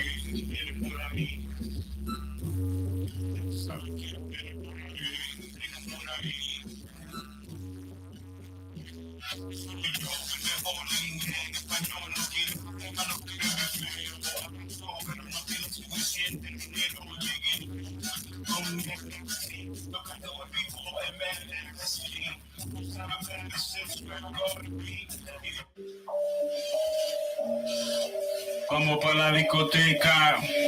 Tengo el Porsche parqueado afuera. Tú vas a ofrecer, tú eres mi hermano. Perreo. Lo que tú quieres yo lo tengo. Perreo, perreo. Lo que tú quieres yo lo tengo. Perreo, perreo. Lo que tú quieres yo lo tengo. Perreo, perreo. Lo que tú quieres yo lo tengo. 911 turbo, convertible en cabrolete. Yo estoy con mi jeva aquí. Ella está en el Corvette. Se sale para afuera para que tú la veas. Mira cómo la gente la chequea. Cada vez que ella saca la chequera, ella está adentro, no está afuera. Está bebiendo la noche entera conmigo. Ella me dice que me quiere mucho, que me quiere dar por el chamaquito. Quizás una hembrita o un carajito nos fuimos. Perreo, lo que tú quieres yo lo tengo. Perreo, perreo. Lo que tú quieres yo lo tengo. Perreo, perreo. Lo que tú quieres yo lo tengo. Perreo, perreo. Lo que tú quieres yo lo tengo. Ella quiere salir conmigo, yo estoy aquí con mi corillo. Aquí estamos fumando tranquilo. Por favor que siga trayendo un traguito mío. Saca el botecito de Macalver. No estamos emborrachando todito. Tranquilo, tengo una limusina, no tengo que manejar una avioneta privada. Si tú quieres mi amor, vamos a despegar. Vámonos de aquí, no mires para atrás, no te preocupes jamás de nada. Yo estoy aquí, tú eres mi dama. Perreo, perreo. Lo que tú quieres yo lo tengo. Perreo, perreo. Lo que tú quieres yo lo tengo. Perreo, perreo. Lo que tú quieres yo lo tengo. Perreo, perreo. Lo que tú quieres yo lo tengo. Ella quiere fumar esa boca, se quiere poner a bailar salsa y bachata. Todos los días ella perrea, le gusta mi lírica, mi música. Ella se pone a gozar, conmigo se pone a hablar. Todos los días, por favor, no vaya a ponerte a llorar. Cuando yo tenga que salir de aquí, mamá, tocando en vivo, buscándome un par de milloncitos. Pero si tú quieres, dame un hijo. Oye, mi amor, vamos a subir el precio del mercado. Tú sabes que yo tengo la bolsa de valores, ¿verdad? Tú no creías en mí y yo no sé por qué. Tú no pensabas en mí y yo no sé por qué. Tú no me quieres. Nadie jamás me lo va a hacer. Tú eras mi mujer, tú vivías con él, y tú veías toda la vaina que él sufre. Como yo me crié, tú eras mi joven. Como no tenía padre, yo me crié en la calle. A mí yo sí lo sé. Tuve que perder muchos perdones por toda la vaina que hizo él. La calle la por esa me dediqué, nunca sabía que ella me iba a ser infiel. No era feliz, la iba a complacer. Toda la vaina que yo tenía a mi alcance. Yo no pensé que tú ibas a ser toda esa cosa que a mí me confirmó la gente del barrio. Saben que yo hago lo que tengo que hacer, solamente va sobre mí en mi barrio. Te estaba enseñando lo que yo estaba pensando. Ella me estaba observando, estaba chequeando, porque mi música la estaba grabando. Todo el día improvisando en la mesa mientras estaba cocinando, esperando ese plato de comida. Ella me está traicionando.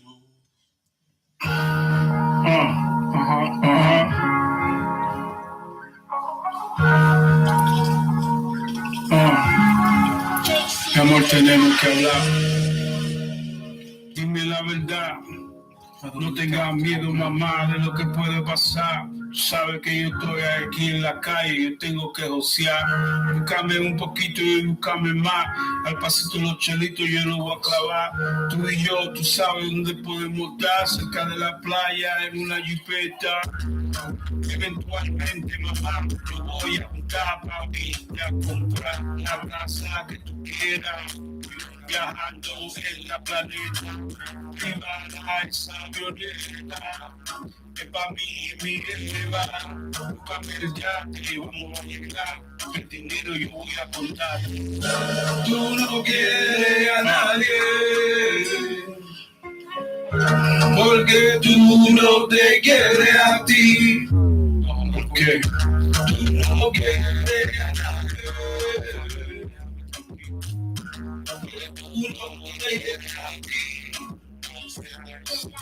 Corazón de negro y te veo luego. Sabes que mi flow está en todo. Dios decidió fuego. Tú sabes que yo quemo lento, como que yo tengo alto, miro lento, fumándome mi plan lento, estoy pensando, pero yo no pretendo que no te estoy amando, te estoy llamando, si te estoy buscando, porque yo estoy buscando lo que está pasando, ya me están hablando, todos los mensajes ya me están llegando, tú estás analizando, tú estás leyendo, tú estás pensando lo que tú estás haciendo, tú lo estás perdiendo a cambio de nada. Como que tú eras mi jefa y a mí me traicionaba. Tú no quieres a nadie, porque tú no te quieres a ti. Tú no quieres a nadie, porque tú no te quieres a ti. Cheating on me, I played it off like I ain't know nothing, I ain't say nothing to me. I kept it low key, you know me, getting my cream in the streets. Fuck the industry, fuck accolades that they can say about this MC. I'm getting my cream, getting my LLC, incorporated. I'm paying my taxes, living with ease. Got a brand new Ferrari, brand new Lamborghini. I'm chilling. My shit ain't green, black on black on black. No pictures, please. No autographs for me. I don't give a fuck about this industry. I don't give a fuck about the streets. Digital money, nigga, NFT.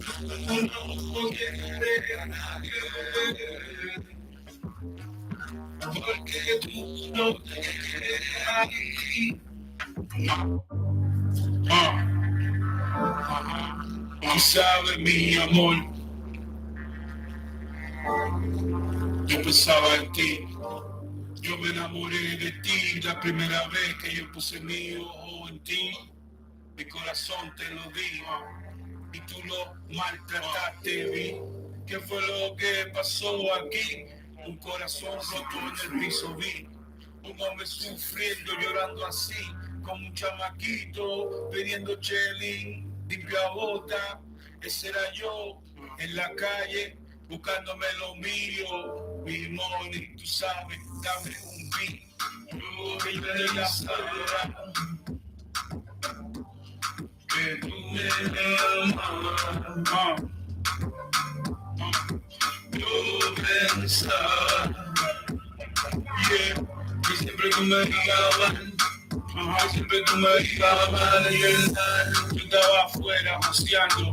Tú sabes lo que yo me estaba buscando. Tú no piensas lo que yo estaba pensando, lo que yo estaba envisionando. Ese era mi vicio, estaba joseando. En la calle todos los días me estaba buscando. Los chelitos yo lo estaba clavando. Y mi jeva me está traicionando. Y yo hablando con ella pensando. Que yo me analizaba. Mi amor, yo pensaba, pero ¿qué es lo que está pasando? Que tú me ibas a amar, que tú me ibas a amar y verdad. Yo pensaba, pero tú me ibas a amar. Yo pensando en ti, que tú me ibas a amar y tú. Que tú me ibas a amar de verdad. Tú seleccionaste a tu familia por encima del amor que yo te daba. Yo pensaba que contigo yo podía comenzar una nueva familia. Tú sabes cómo la calle se ponía, la vaina estaba fría. Yo estaba tranquilo buscándome lo mío. Ella era la mía, eso era lo que yo decía. Pero eso no era verdad. Cuando yo daba la espalda, ella iba a clavar la cuchilla en mi corazón, en mi alma espiritual. Ella dijo que conmigo se quería casar, pero no era verdad. Tú a ver, en el momento de la verdad, ella fue la primera que me dio la espalda. Ahora yo sé la verdad. Ahora yo sé la verdad. Ahora yo sé la verdad. Que tú me ibas a amar, verdad. Que tú me ibas a amar, verdad. No te pongas a llorar. That bitch is a liar. She know my flow fire. She mad cause the BBS from the tires. Pilot scope corp 3. I'm driving in the corner set. A camera through the streets. You know I paid more than 3 million for something. Yeah, million for something. 4 5 million for something. 4 5 million to make it my money. 17 million to make it my money. Then 5 million for the whip. 17 million for the crib. 4 5 million for the whip. 17 million for the crib. I'm on Shaq shit. I just bought Shaq shit. I just bought Shaq shit. I just bought it. You've been so. I need the paper. He gave me the rest. That's my crib. He like that shit. You've been so. That's my crib. Cause you made my that's my crib. Can I live?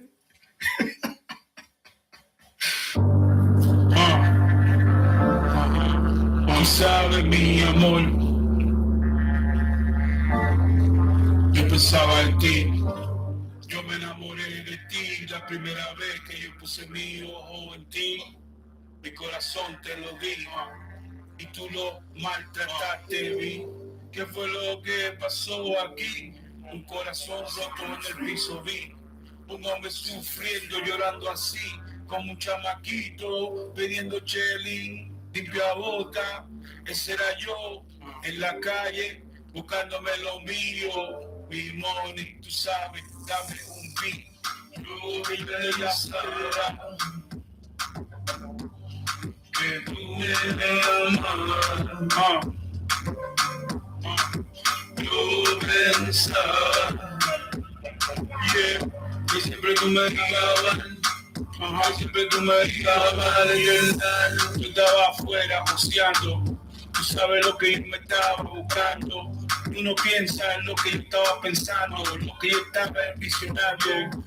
Ese era mi vicio, estaba joseando. En la calle todos los días me estaba buscando. Los chelitos yo los estaba clavando. Y mi jeva me está atencionando. Yo estaba hablando con ella pensando que ella era analizando. Mi amor, yo pensaba, pero que lo que está pasando, que tú me ibas a amar, que tú me ibas a amar y verdad. Yo pensaba, pero tú me ibas a amar.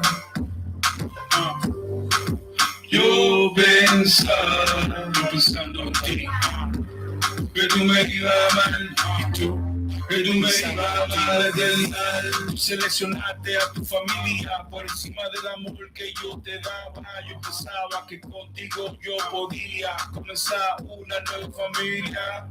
Tú sabes cómo la calle se ponía, la vaina estaba fría. Yo estaba tranquilo buscándome lo mío, ella era la mía, eso era lo que yo decía. Pero eso no era verdad. Cuando yo daba la espalda, ella iba a clavar la cuchilla en mi corazón, en mi alma espiritual. Ella dijo que conmigo se quería casar, pero no era verdad. Tú a ver, en el momento de la verdad, ella fue la primera que me dio la espalda. Ahora yo sé la verdad. Ahora yo sé la verdad. Ahora yo sé la verdad, que tú me ibas a verdad, que tú me ibas a verdad. No te pongas a llorar, that bitch is a liar. She know my flow fire, she back as the BBS from the tires. Pilot scope, corp, 3. I'm driving in the corner set, a camera through the streets. You know I paid more than 3 million for something. Million for something. 4-5 million for something. 4-5 million to make it right.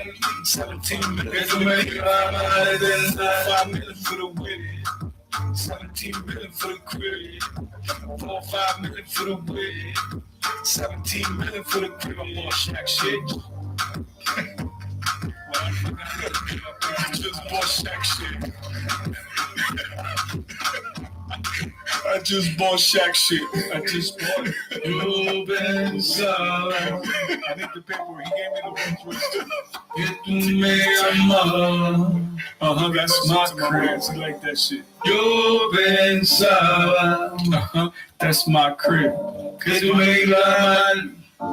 Que tú me ibas mal. Can I live?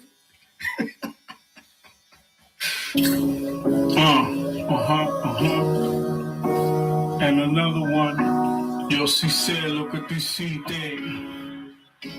Oye, me traicionaste y hablaste de mí muy mal. Tú sabes que la vaina estaba critical. Yo te quería de verdad, yo sé, yo te clavaba la mía hasta el espinal. Por atrás, como tú quieras bailar, porque la menea se me lleva, te cuida, loco, no la tengo amarrada, yo la dejo volar, si ella viene para atrás, es porque es mía de verdad. Si ella me quiere me va a decir la verdad, si no me va a decir mentira, entonces yo, tú sabes que lo bien me voy a sacar, no sabes, un momento, tú lo sabes, que me hiciste, tú lo sabes, como me a mí, tú no sabes. Que me sigue a mí, y tú no sabes. Como me a mí, tú no sabes. Que me sigue a mí. Yo, if you didn't want me, why did you choose me? Why did you choose to be with me? Only to make me feel all this pain that's in my heart. You know I'm not playing, and this shit is not a game, and I'm just maintaining switching lanes in a new Lamborghini. You ain't my game. You ain't right next to me, and I'm no longer in the streets fucking with king. Como me, tú no sabes. Que me sigue a mí, tú no sabes. Como me, tú no sabes. Yo sí sé que me sigue a mí, y que tú no sabes. Una traición, como me a mí, tú no sabes. Que me sigue a mí. Cuando hay que te da la espalda, tú miras para atrás y tú ves la cuchilla en mi corazón. Cuando salió podía sangrar, porque ya yo sabía la verdad. Mire esta bailar, ¿qué fue lo que pasó, mamá? Ella sabe la verdad sobre mi cara, ella tuvo que llorar. Tú no sabes, pídeme perdón, como mi tú sabes la verdad, no sabes, pídeme perdón, lo que me hiciste a mí, que yo voy a llegar, no sabes. Perdón, como me tú sabes la verdad, tú no sabes, lo que me hiciste a mí, que tú no sabes, tú sabes la verdad, como me tú no sabes, ponte a bailar, lo que me hiciste a mí, te encanta mi música.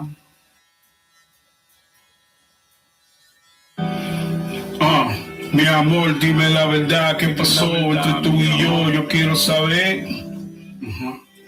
Teníamos algo muy especial. Tú sabes que yo no puedo vivir sin ti. Contigo me quería casar. Yo no puedo. Tu familia me quería asesinar. Tú sabes que yo era un tigre de la calle, pero mi corazón y mis letras siempre eran de verdad. Tú eras mi mujer, más allá que mi jeva. Yo veía la verdad en tu corazón cuando yo iba a desnudar a mi jeva. Cuando íbamos a janguear, yo iba a beber, iba a fumar. Y cuando tú no estabas aquí, yo tenía que gocear. Tú sabías la verdad. Tú sabías la verdad. Tú sabías la verdad.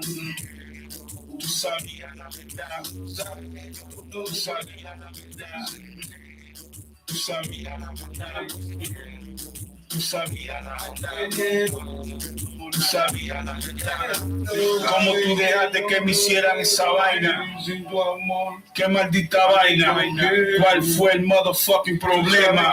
Con tu familia y conmigo, yo no le hice nada. Si fue verdad que yo se lo metía hasta el día que la fui a empreñar y se joda todo, que se joda, no hay problema, no hay nada. Tú quieres problemas, yo te voy a chequear. Tengo una pistola que dice que atrás, pero quieres problemas, loco, ese es mi hija, que quiere mi feo, yo voy para la calle, papá, con la metra, vamos a disparar, sabes que yo no voy. Tú sabes la verdad, nada. Tú sabes la verdad, sabes que yo no puedo. Tú sabes la verdad, tú sabes que no sabes la verdad. Pregúntale a tu fucking familia qué iba a pasar si yo metía mi vida. Los tigres de mi bloque iban a asesinar a tu enterita familiar. Tú no tienes problema, mi amor, ponte a pensar. Tú no sabes cómo la cosa va a cambiar. En un momento así se calentó el bloque. Y yo soy el café que va a fuego lento.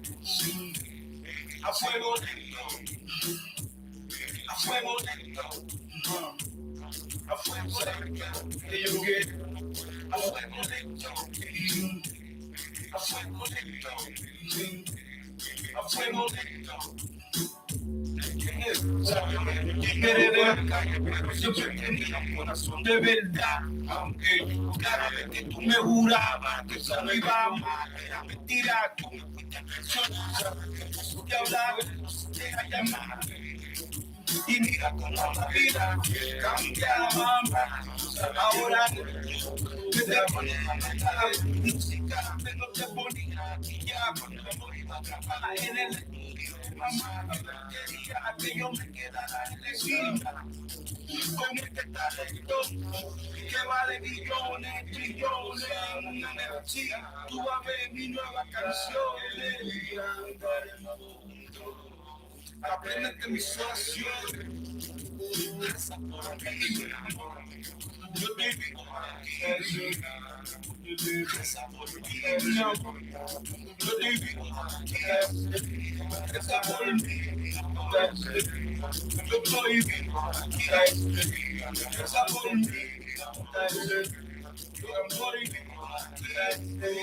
Esa por mí, mi amor. Yo estoy vivo aquí. Oye, estoy buscando en el cuello, Suquilla. No di que tú caminas por ahí, por aquí. Yo te vi. ¿Qué fue lo que pasó así contigo? Oh, mi amor, por favor, habla conmigo. Oh, que yo quiero saber dónde tú estás. Oh, vámonos a despegar. La bendición se como que. La bendición se yo y mujer. La bendición se yo y mujer. La bendición se yo y mujer.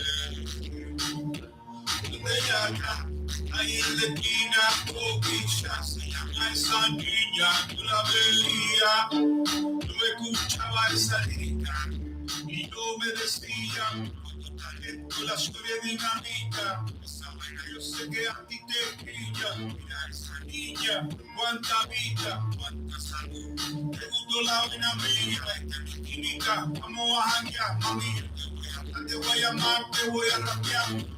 Entrevistar, vamos a hablar de la verdad de tu vida del pasado. No te voy a decir más nada, solamente te voy a enseñar a calibrar esta vaina amarilla o roja. Tú sabes que mi jeva es una sonora, una bosa, no una chora, flora, esa es mi señora. Mami, vamos a llegar, ella me controla, ella me llama, ella me implora. Mira la sonora, mira cómo ella explota, mira este flow, a mí vámonos, yo te voy a enseñar a buscar, pero par de millones más, cuando tú quieres contar, te voy a enseñar a improvisar en inglés, mamá, yo te voy a escribir esa vaina para que tú te vayas, venga, más de la cuenta le vaya a pasar, fácil mamá, cógelo suave, yo te voy a demostrar. La vaina es fácil de verdad, de mi talento, alta gracia y magia. Está conmigo con la música fría, mira esa jevita, esa chamaquita, copiaba todo lo que ella veía. Le gustaba ese ritmo de quien de toquilla, yo decía. Ella me recuerda aquí ya una chamaquita que buscaba par de ladrillas en la tienda clásica. Tú sabes que todo esto lo tengo que cambiar porque cada 6 meses esa vaina va a sonar. Me va a quitar mi música. Mi amor, por favor, ponte a nadar. De la verdad, ponte a disfrutar. Te voy a enseñar a ser una mujer de verdad. Solamente yo la voy a aconsejar. No te cuentes con su contrato, lo voy a negociar. La voy a firmar a mi higuera. Te voy a enseñar en la industria de verdad. Vamos a improvisar, vamos a hablar, vamos a cantar, vamos a enseñar talento de verdad. La nueva escuela. Cuando está conmigo, esa es una vieja. Oye, mami, ¿dónde tú estás? Tenía que coger para acá, mi amor, me tenía que encontrar. Oye, mamá, perdóname por favor si yo tengo que cambiar. Saber con la verdad de mi vida es contigo que yo quiero estar. Mi amor, por favor, vamos a bailar la noche entera.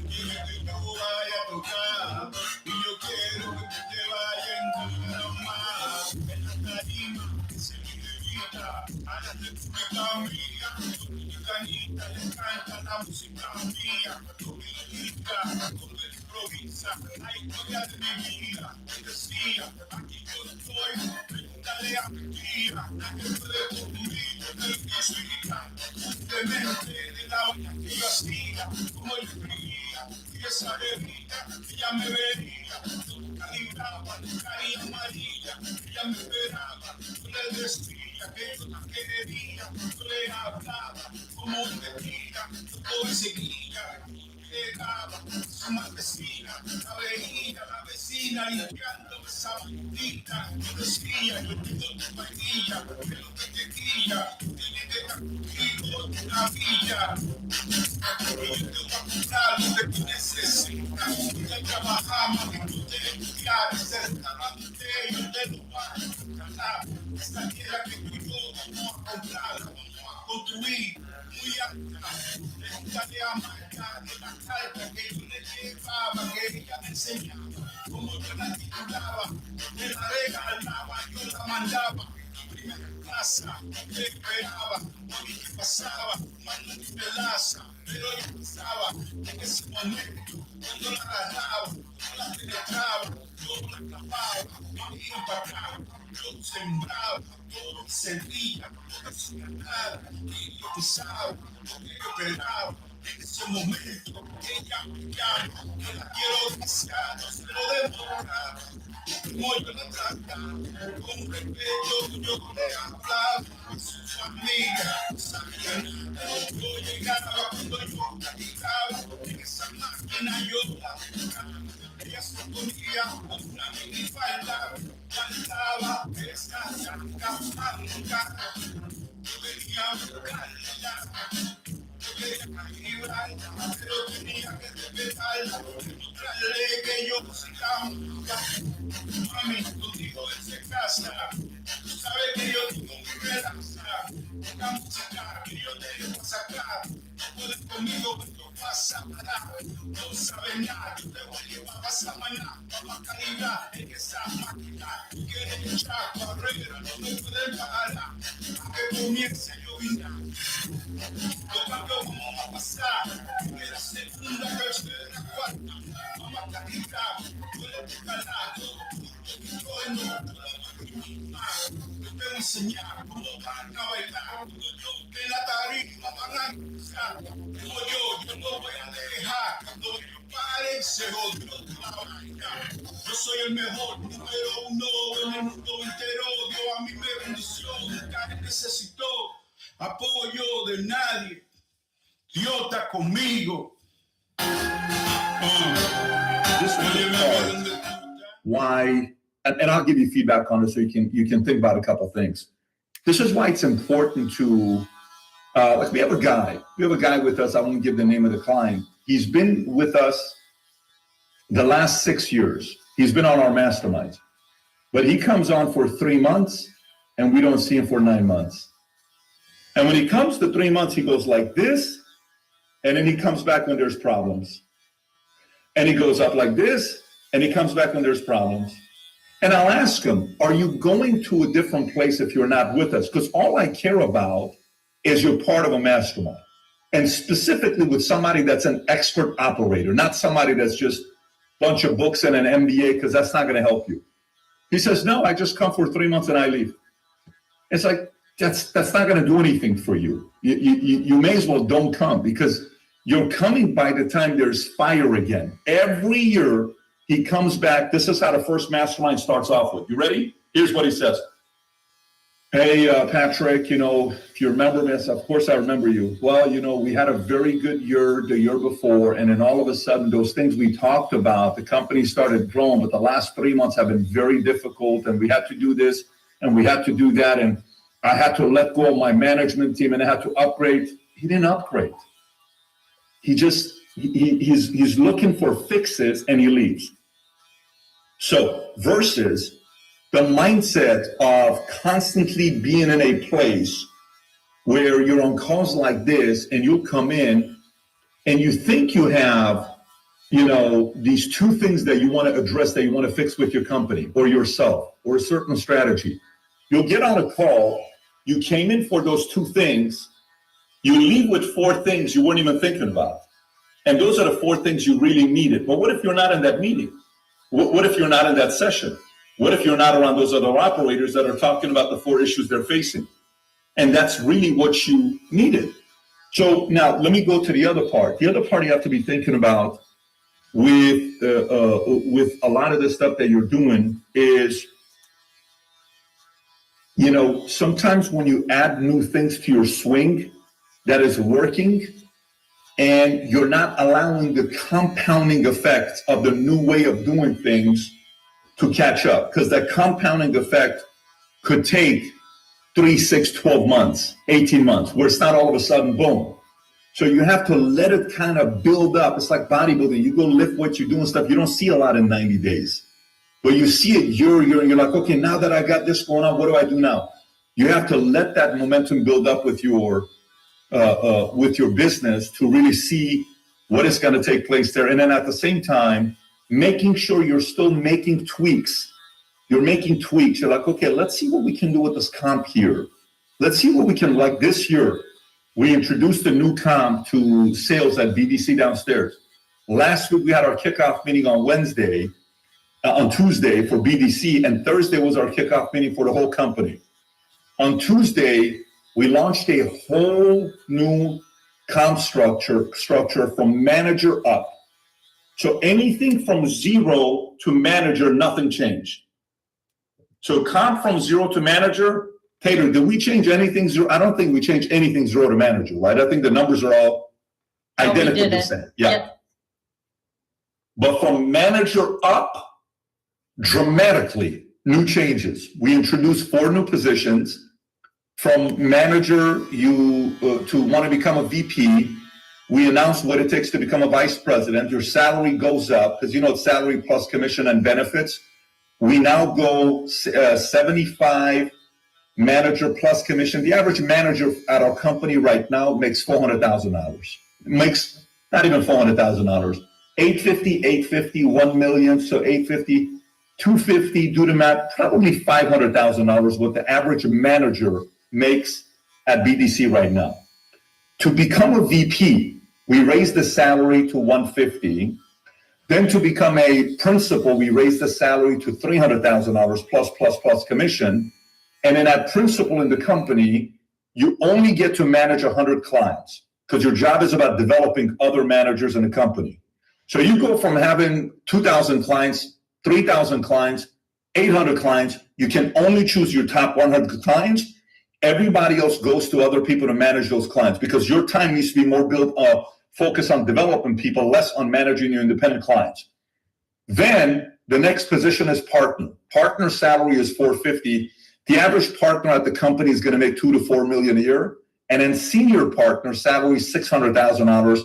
A senior partner could make $2 to $10 million a year based on the structure we do. And then we added LTIP, and then we added equity. All of that was announced last week. Last week was a revolutionary week for the entire company. It's a whole new company now. So then we addressed certain things that I'm looking at the patterns of months. What months do we not come out the gates? January. What do we do in February? What happens in March, April? I'm assessing every month to see, where could we have made up dollars? So you look at the numbers across the board, January through December for 2025, and you say, I think that month where we did 6 million, man, that was a sick month. But why did we only do 1.8 million in February? We could have done 2.7. So why did we only do 1.6 million in January? Why don't we start off with 2.5? And then you go and take and say additional 900,000 here, additional $500,000 here, additional 1.2 million here, additional 2 million here, additional 800,000 here. We could add an additional $12.5 million in XYZ. I'm just making numbers up. These are not I'm just spitballing with you with numbers. So to me, it's constantly finding ways to tweak better behavior, constantly finding ways to make better behavior, and then also statement to the company. One of our guys in the company who did almost $1 million for us last year, we fired him last week. And it was a very clear statement to everybody that we made. This guy's been with us for 2 years. He's a guy we actually like a lot. Standards casual. I've had one too many meetings with driving this guy. And then eventually he had the ability to come to the meeting, our kickoff meeting. It would have cost him an additional $900 to book his flight. He doesn't. He chooses to come a day later after the kickoff meeting for BDC. Like, no, you're fired. You're gone. We sat him down. This is your last day. We love you. You're amazing. Wish you nothing but the best, but we're moving on. Everybody also needs to see the new standard in the company. So they need to see a new this. They need to see a new you. What you just saw here is an interaction we're having with a CEO, founder, and executive, different challenges that they're facing at Bet David Consulting, a firm we run where we do engagements for many business owners from 60 plus countries around the world. It could be a person that's trying to exit and they need a pitch deck to be in place. It could be a company that's having a hard time with accountability with their executive team or their leadership team. They want to put a calibration system in place that we use ourselves. It could be a conversation about somebody that wants to improve their compensation plan to create a little bit more momentum and drive with their leadership team or their sales team. Or it could be conflicts between business partners that is taking place. A wide variety of things that we do for our clients at Bet David Consulting. If you want to learn more, go to betdavid.com, fill out the information. Somebody will get a hold of you.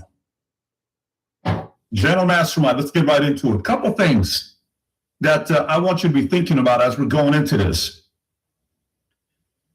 I just came out of our weekly CTO meeting. Yesterday, we had our offsite meeting all day, Ritz, from 8 a.m. to 8:30 p.m. It was all about BDC, Bet David Consulting. We dedicated the whole thing to Bet David Consulting. We sat there on ideas. We went through product flow, technology, one by one, data, what areas we need to improve with data for end of the year between now and the end. Listen, have you ever seen someone who's just kind of coasting along, just kind of managing their life, trying to get things done, and they're kind of frustrated, they're not really happy, they're just making a living, not designing their life, and then something happens. Something triggers them, something causes them to unleash, where all of a sudden they get humped.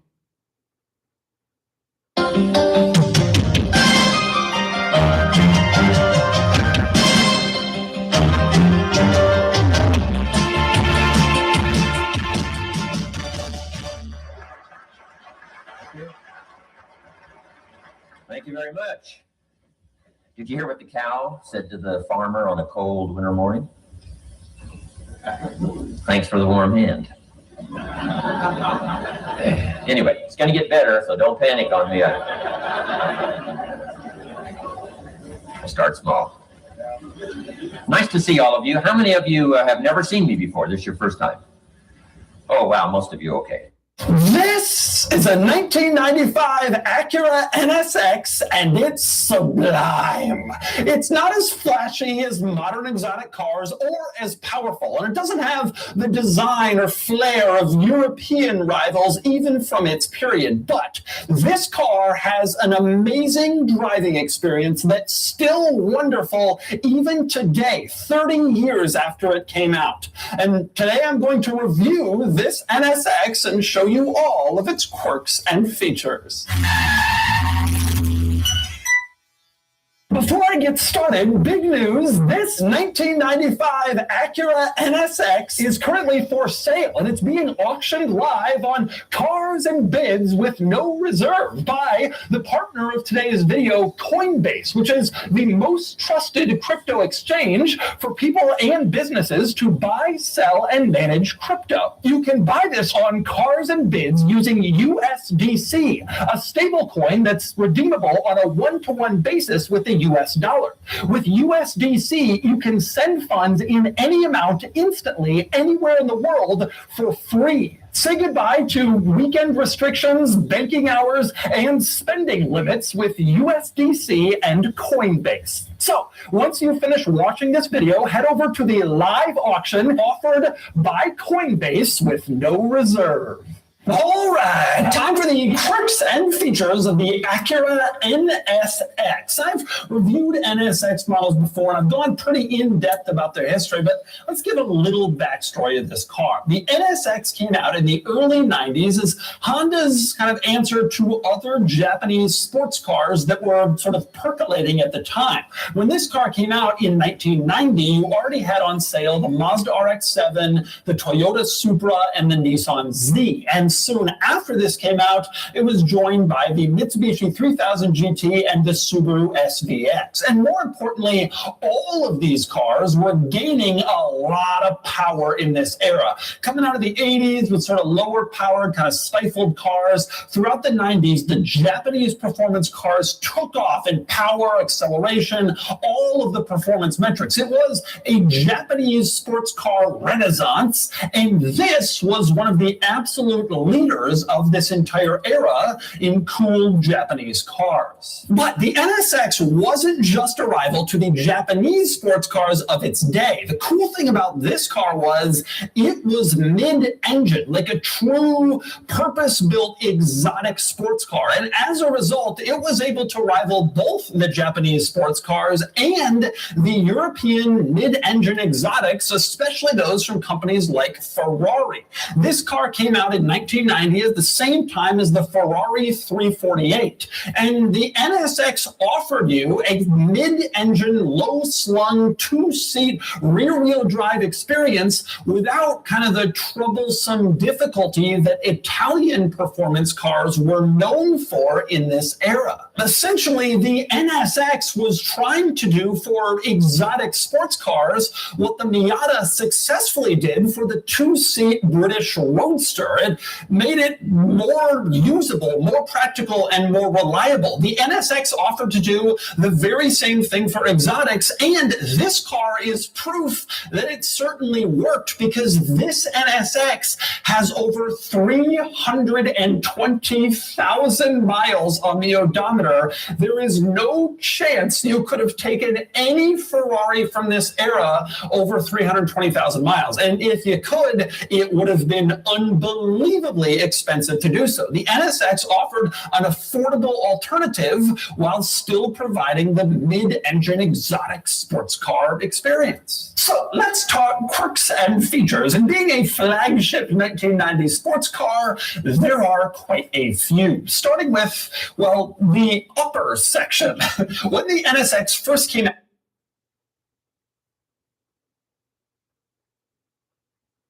this is a 1995 Acura NSX, and it's this is a 1995 Acura NSX, and it's sublime. It's not as flashy as modern exotic. This is a 1995 Acura NSX, and it's sublime. It's not as flashy as modern exotic cars or as powerful, and it doesn't have the design or flair of European rivals, even from its period. But this car has an amazing driving experience that's still wonderful even today, 30 years after it came out. And today I'm going to review this NSX and show you all of its quirks and features. Before I get started, big news, this 1995 Acura NSX is currently for sale, and it's being auctioned live on Cars and Bids with no reserve by the partner of today's video, Coinbase, which is the most trusted crypto exchange for people and businesses to buy, sell, and manage crypto. You can buy this on Cars and Bids using USDC, a stable coin that's redeemable on a one-to-one basis with the US dollar. With USDC, you can send funds in any amount instantly anywhere in the world for free. Say goodbye to weekend restrictions, banking hours, and spending limits with USDC and Coinbase. So, once you finish watching this video, head over to the live auction offered by Coinbase with no reserve. TurboTax locations are now open in your neighborhood. So, hand off your taxes to an... The live auction offered by Coinbase with no reserve. All right, time for the quirks and features of the Acura NSX. I've reviewed NSX models before, and I've gone pretty in-depth about their history, but let's give a little backstory of this car. The NSX came out in the early 90s as Honda's kind of answer to other Japanese sports cars that were sort of percolating at the time. When this car came out in 1990, you already had on sale the Mazda RX-7, the Toyota Supra, and the Nissan Z. And soon after this came out, it was joined by the Mitsubishi 3000 GT and the Subaru SVX. And more importantly, all of these cars were gaining a lot of power in this era. Coming out of the 80s with sort of lower powered, kind of stifled cars, throughout the 90s, the Japanese performance cars took off in power, acceleration, all of the performance metrics. It was a Japanese sports car renaissance, and this was one of the absolute leaders of this entire era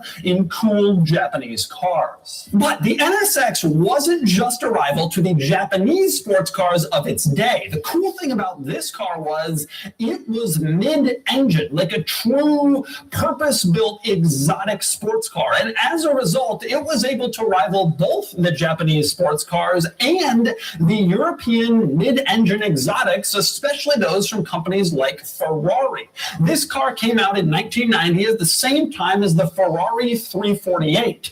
And the NSX offered you a mid-engine, low-slung, two-seat rear-wheel drive experience without kind of the troublesome difficulty that Italian performance cars were known for in this era. Essentially, the NSX was trying to do for exotic sports cars what the Miata successfully did for the two-seat British Roadster. It made it more usable, more practical, and more reliable. The NSX offered to do the very same thing for exotics, and this car is proof that it certainly worked, because this NSX has over 320,000 miles on the odometer.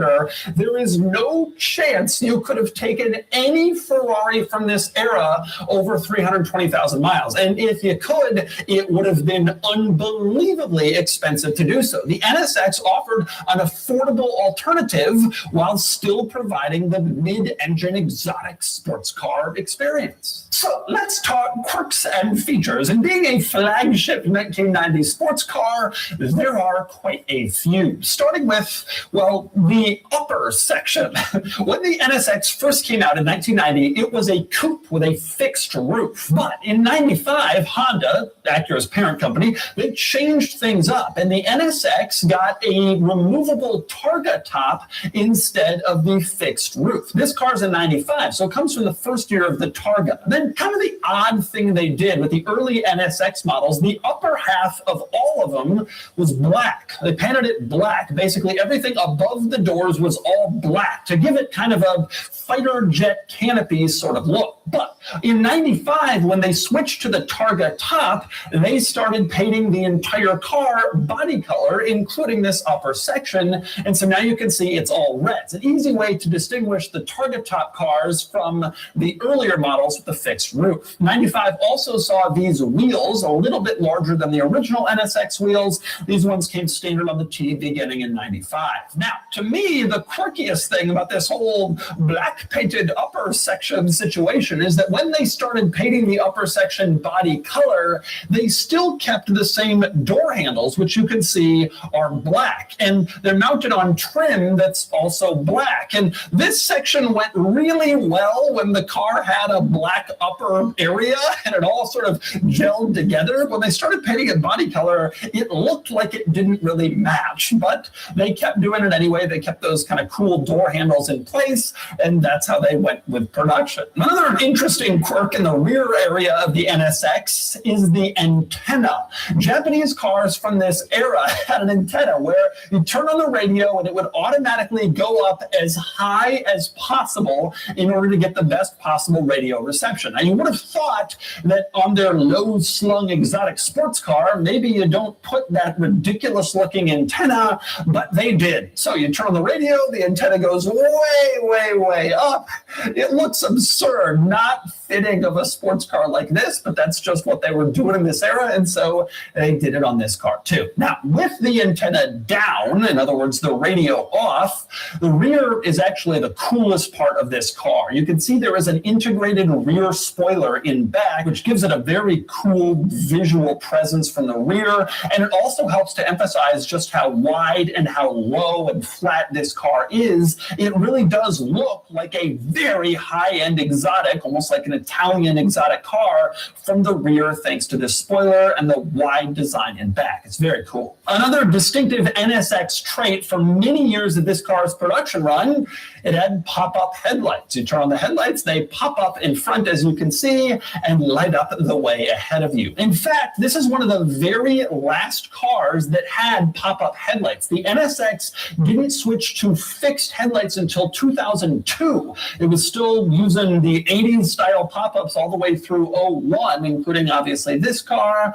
where they pop up and show what's in front. Only the last 4 years of the NSX included the fixed headlights. But while the NSX had a lot of quirks, and there are certainly still many more to come, undoubtedly the quirkiest but also most exciting and most interesting thing about this car is the mid-engine design. Like I said, this was different from all the other Japanese 90s sports cars. These were some iconic cars, the Mark IV Toyota Supra, the FD Mazda RX-7, but they were all front-engine cars. And obviously with a front-engine design, you eventually get to some constraints in terms of dynamics and chassis capability that a mid-engine car with its perfect weight distribution solves. And Honda went all the way, and they went mid-engine, and they put it right here, as you can see. Early NSX models like this one used the NA1 V6. That was a 3-liter V6 with 270 horsepower and about 210 pound-feet of torque. Later NSX models, beginning in 97, they switched to the NA2, which was a 3.2-liter V6, and horsepower jumped up to 290, and torque was up to 225. At no point was this car massively powerful with a big V8 or V12 like some of its Italian rivals. It just wasn't Honda's style or their flair. But at right around 3,100 pounds, this car didn't necessarily need a lot of horsepower in order to be a pretty strong performer. It was relatively light, very well balanced, and the mid-engine certainly suited this car's capabilities and gave it some fantastic dynamics. But at the end of the day, even though this is a mid-engine, low-slung exotic sports car, it's also still a Honda, and that meant practicality was still foremost on everyone's mind. And so even though the engine is here, Honda didn't sacrifice trunk space. Okay, check this out. You want to get to the engine, you open up the driver's door, and in the rear door jamb area, you have this little switch. You twist it, and that opens up the engine compartment, which is actually rear glass in this car. That pops that open, you open the rear glass, and then from there, you open up another panel, and that gets you into the engine compartment. You can see the engine. Makes sense. But there's another trunk back here. If you go on to the driver's door panel, you can see there's a button for a rear trunk. You push that, and it pops open the trunk behind the engine. You open up the trunk, lift it up, and you can see it's actually pretty decent cargo space back here, even though it shares the rear half of the car with the engine. This is obviously reminiscent of the Porsche Cayman or the C8 Corvette, the Lotus Elise, cars that had mid-engine and a pretty full trunk in back. It's pretty impressive packaging when you think about it. And the impressive packaging wasn't done. One of this car's quirkiest quirks is that on the cover, directly above the engine, you can see it's this panel you lift up, but it's not just that. There's also a little switch on the side of this panel. If you pull on the switch, it actually releases the panel to open up, and you can see there is storage inside the panel on top of the engine. That storage compartment is for the Targa top. So you could remove the Targa top and keep it with you on this clever little panel directly above the engine cover, and you didn't have to steal any of your trunk space for the Targa top, which again, it's Honda, it's practical, and that's pretty good thinking. And they weren't done with cargo compartments yet. There's also a front trunk in this car. You open it with this latch in the driver's footwell, you pull it open, and then there's a latch in the front. You pop it open and discover, well, actually actually not really much of a trunk in here. You can see it's mostly filled with mechanical components and also a spare tire. Yes, this car has a spare tire, which is crazy. None of its exotic car counterparts and rivals in this era had such a thing, but this car has it. And that's what steals your front trunk space. Obviously, if you thought you could make do without a spare tire, you could pull it out and get some extra storage capacity up there. But it's amazing to see a spare tire in this car. No one else was doing that. And since I've been talking a lot about the rivals to the NSX, let's get a little bit more in depth. This car, the sticker price back in 1995 was probably somewhere around $83,000, $84,000. By comparison, the Ferrari F355, which had just come out at that time, that had a sticker price of around $135,000. Big money and significantly more than the NSX. Now, the 355 had 375 horsepower. It was a big boost over this car's 270, but 0 to 60 times were actually right about the same. High 4-second 0 to 60 for both the NSX and the 355. Acceleration was similar. And of course, obviously, ownership and maintenance costs were much lower in this car. And that's become especially true as the years have gone on. We've seen the 355 kind of earn a reputation as one of the least reliable modern Ferraris, whereas this car, well, it's got 320,000 miles on it. And then there's the interior, which is also filled with bizarre and interesting quirks and features. Starting when you just open the door, on the door sill, you can see there's a little plaque here which gives a serial number. But instead of saying like car 243 or whatever, it actually just gives the last 8 digits of the VIN, which really don't make any sense to anybody unless they really understand how VINs work and what exactly this means. Otherwise, it's just some gobbledygook. And strangely, it has the very same plaque over on the passenger door sill as well. You again have the last 8 of the VIN. So passenger and driver can be wowed as they climb inside the car as long as they understand this very technical serial number, which, by the way, you can't see at all when the doors are closed and the car is moving. Now, once you get inside, the first thing you discover here is that the interior is very cockpit-like. It's kind of snug and tight, and everything is sort of compact, and controls are intended to be very reachable to the driver. Each seat almost seems like its own pod with the dashboard design, and the seats themselves are very grippy. You can see some very significant side bolstering here for the 1990s, which were paragon of flat seats. These are very heavily bolstered seats, which was obviously intentional. This car on the racetrack or in hard cornering wanted to keep you in place inside the cockpit that the rest of this interior was. And there are some rather interesting quirks that appear in the pursuit of making this interior cockpit-like. One is that the climate vents are mounted on the door panel. So you can see the driver's door panel, 2 climate vents, same deal on the passenger side. They wanted to tighten the interior, make the cabin pretty small, and that meant they didn't have space on the dashboard itself, so they had to get the vents onto the door panels in order to make it all work. Kind of interesting. Also unusual is the situation with the controls on the steering column. A lot of cars have little stalks coming off the column for wipers and turn signals. Here, there are basically pods that are mounted on the steering column. On the left side, you have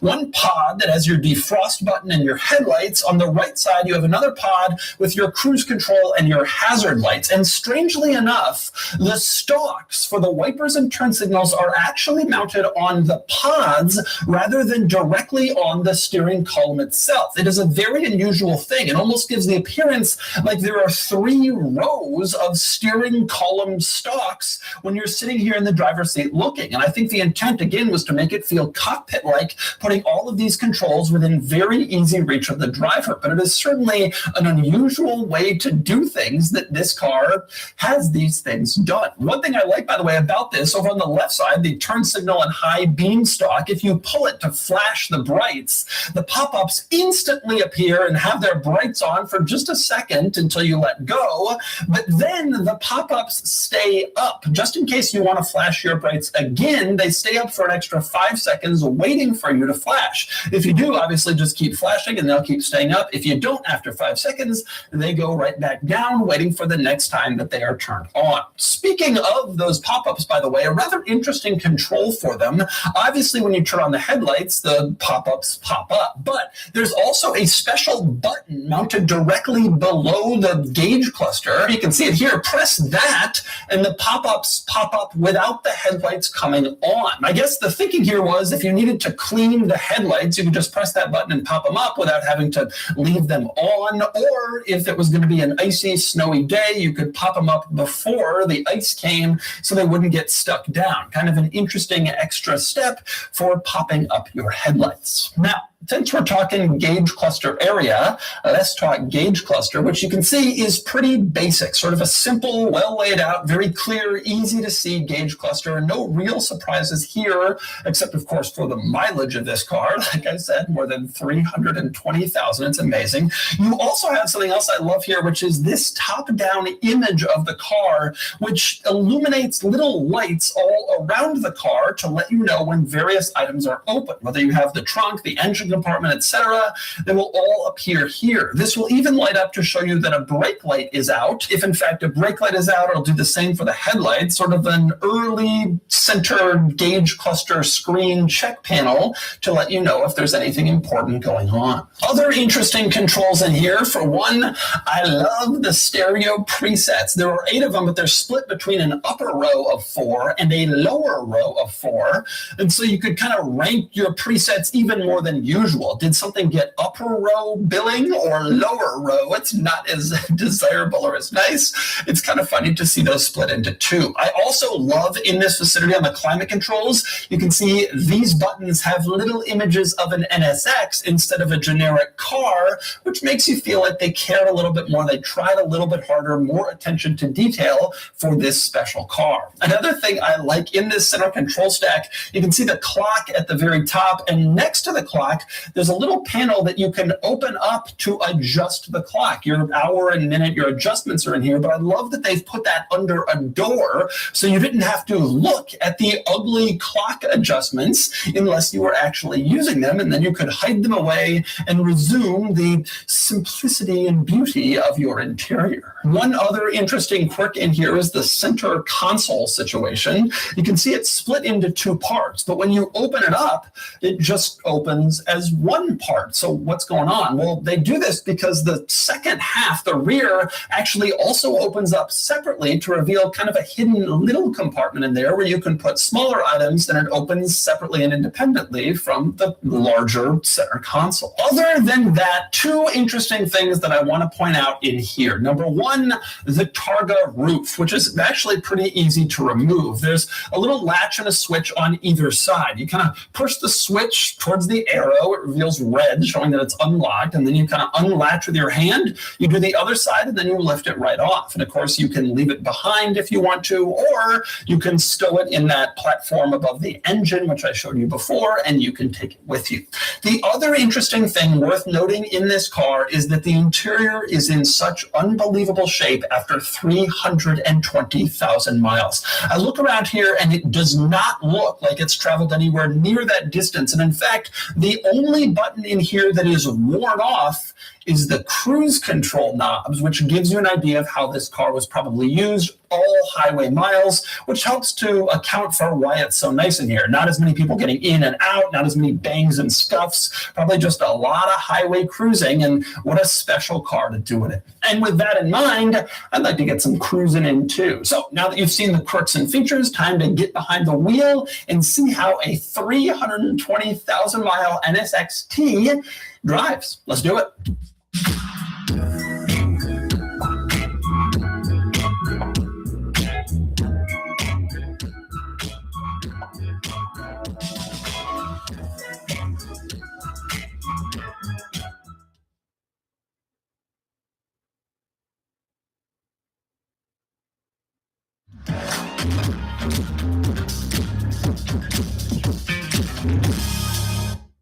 All right. right, driving this NSX. I've been driving this NSX quite a bit since we got it here in our office. And it is a very, very interesting car in a lot of ways. First off, I mean, you can't ignore the mileage. This car has over 320,000 one-owner miles. It is a bizarre situation. And I think that speaks to this car's very biggest strength, which is its capability and its dependability and its usability. I love Ferraris. I really do. I love Ferraris from this era. I love modern ones, old ones, whatever. But Ferraris are, in large part, art first and vehicle second. And that is clear whenever we get a Ferrari in our office and we start messing around and looking at it, and the leather is worn at 10,000 miles. The leather on the dash is peeling up at 20,000 miles. You know, stuff is wearing off. Buttons are getting sticky, that kind of stuff. You could never take a Ferrari to 320,000 miles and have it be anywhere near this level of still pristine. I mean, this car is so clean, let alone, obviously, the maintenance costs and the difficulty of actually bringing a Ferrari, a Lamborghini, any of this car's, you know, European rivals to this mileage level. It just would have been impossible to do. And that just speaks to one of the NSX's capabilities. It may not have the flair of the Europeans, but it certainly has a lot of the flair and the fun and the excitement and the mid-engineness without some of the BS that goes along with those cars. If you asked me to guess the mileage level of this car, based on the seats and the dash and everything else, I would probably guess 25,000 miles, not 320,000. This person who owned this car before us, he used it like they were hoping people would. Someone who wanted an exotic car but wanted to drive it every day. That was what this car offered. And a lot of people were afraid to do that, but some weren't. And this car is clearly an example of that. Now, the other interesting thing about the NSX is that I've recently had the chance to drive a lot of this car's rivals. In fact, I just bought, a 993 Turbo, which is a 1996 model, basically the 911 Turbo that was on sale at the time of this car. And so it's an interesting comparison point. And there are some things that I actually prefer about the NSX. Three things in particular I would say the NSX does better. Number one, the shifter feel. Shifter feel from this era was so heavily emphasized in Japanese cars, and they did such an unbelievably good job with it. This shifter is just absolutely perfect. There is no play. It has the perfect weight. It notches into gear perfectly. This alone would make this NSX a very desirable car to own and drive and have fun with. Even if the rest of the car was total crap, just the way this shifter feels, the weight, the feel of it going into each gear, it's unbelievably good. Number two thing that I think this car does better than my 993 Turbo, the chassis. The chassis is so good. I do not think that the steering is as good, and I do not think that the clutch feel is as good. I think that this car requires, the clutch isn't quite as smooth, quite as obvious, and the steering isn't as good. The steering's got a little vagueness on center, and it just doesn't quite have the overall feel that the 993 has. However, the chassis is unbelievable. You can tell, apart from the steering, that as you're going through corners, the handling, the way this car rotates is incredible. It is just immensely amazing to me how flat it stays and how predictable it feels. It is a really, really excellent chassis. Let down by what was happening in the 90s was a kind of over-assisted power steering. They didn't really know where to go with it. Ferrari was way worse. The F355, which was this car's closest Ferrari rival, had some of the most ridiculous over-assisted power steering I've ever been a part of in my life. This car is better than that, but it doesn't quite touch the Porsche, but the chassis does. This definitely has a better chassis, a more dynamic chassis than the 993, no question about it. The other thing I like better, quite simply, the noise. This car is a 3-liter V6, like an Acura Legend. But what it has is an unbelievable induction noise. This car is stock, no exhaust. And I think one of the mistakes people make is going with some big exhaust that messes with the way the engine sounds. The induction noise is the selling point. It's not the exhaust note, it's the induction noise. When you're building power, it really has this incredible roar to it that is better than almost anything else you're going to hear from any car of this era. Yes, the F-355's engine note is better and amazing, but that's one of the best sounding cars of all ever. This car gets not that far behind it purely on induction noise, especially high in the rev range. Listen to this.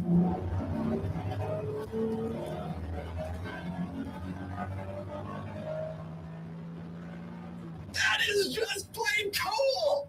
That sounds so aggressive. For a car that has always been maligned for only a V6, just a Honda V6, that's always been a complaint about this car, whereas rivals had V8s and Honda was never willing to commit to that. It doesn't matter. They never needed to. It sounds great. Oh, that chassis, got the balance of this chassis, the weight distribution, just the overall dynamics of this car. It's just a really, really well done car, and that is clear even 30 years later. And one other thing, I love the new NSX, the modern one, the hybrid, automatic one that everybody maligned. However, getting in this car and driving this car, I remember why people complain so much about the new one. The new one is a great car for the modern era, but it's not a great car compared to where the NSX was. Like, this car was a dominant, dynamic, insane, just so perfect. And the new one went more for power and sort of the technology of its day. If they had just kind of gone after what made this car so great, the manual and the chassis and sort of the driver's car feel, that would have made the new one much more loved among car enthusiasts. And so that's the 1990.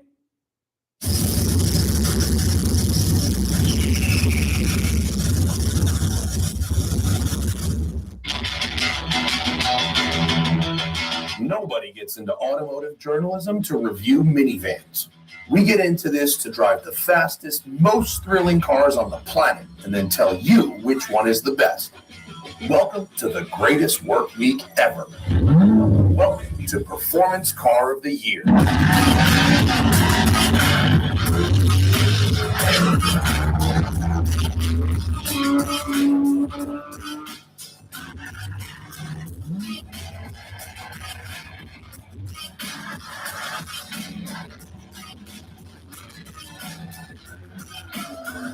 I'm Matt Farah, editor-at-large for Road and Track Magazine, and we are at Thunderhill for 2026 Performance Car of the Year, one of my favorite weeks of the whole year.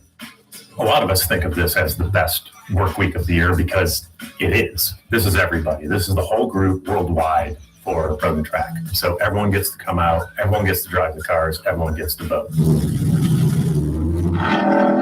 We are driving cars at the limit on the track. We're driving hundreds of miles on the road to get an extended impression. There are no bad cars in the crop, but that's the purpose of the week, to find those subtle differences that get us to a clear winner.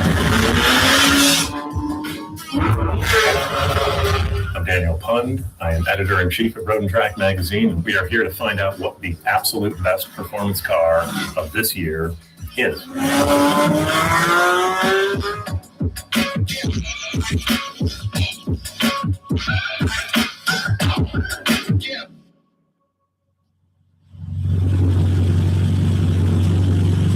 As you look down the row of cars, you will see it's impossible, seemingly, to compare these cars against each other. So we have a scientific way, lap times, and then we have the subjective way, which is the way that most people buy cars anyway. So we rented the track for 2 days to go really, really fast, set some times, get drive impressions, and for me to do slides.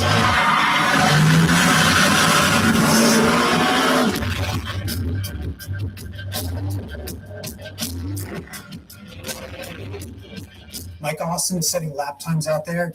You'll notice the consistency of the lap times today because that guy's he's a hot shoe. He knows what he's doing. On the track, you're looking at raw performance. How does the car behave on the limit? How strong are the brakes? Does the car wear out after a couple laps? We're not looking for what's the fastest car on the track. We want an idea of the relative performance of each car, and that helps us quantify the on-track impression as one extra bit of information in our evaluations. The diversity of the field is always pretty interesting. We start at Mini Cooper and go all the way up to a Lamborghini Temerario. Fast is a number and fun is a feeling. What we're looking for and what we choose the winner based on is what we enjoy, what we think about after we get out of driving it, what we long for, what we would wish we could afford. 4-liter, naturally aspirated, flat six, 500 horsepower. Oh, what do you want to do? Yes, sir. That's what the GT3 is. The GT3 is not going to be the fastest car here. The ZR1 may smoke it in a straight line, but it doesn't have the communication. Nothing does. It's the gold standard of cars that talk to drivers. It's just so communicative. It's phenomenal. Phenomenal. Some cars don't measure up. We bring them all out regardless, so we put them to the test. Unsurprisingly, I'm disappointed in Mini. This is the John Cooper Works one. It's supposed to be the fast, sporty one, and it really isn't. Hard to say it's out of its league, but it's an easy to overlook car when you have these superstars around. The Lamborghini Temerario, 907 horsepower, one gas. You'll find them here at Parks Toyota of DeLand. New RAV4s, Camrys, Highlanders. Karen Rosselli, thank you, my nigga. You're so talented. All right. Let's see what we could get into today. So we do got 50 who is commenting on, and he's still trolling Jim Jones and them. By the way, we gotta actually, I guess we should probably start with Jim Jones. So there's a clip of Jim Jones, there's a clip of Jim Jones that went viral recently, and it was put out by Freaky Zeke. Remember we kind of showed, let me see.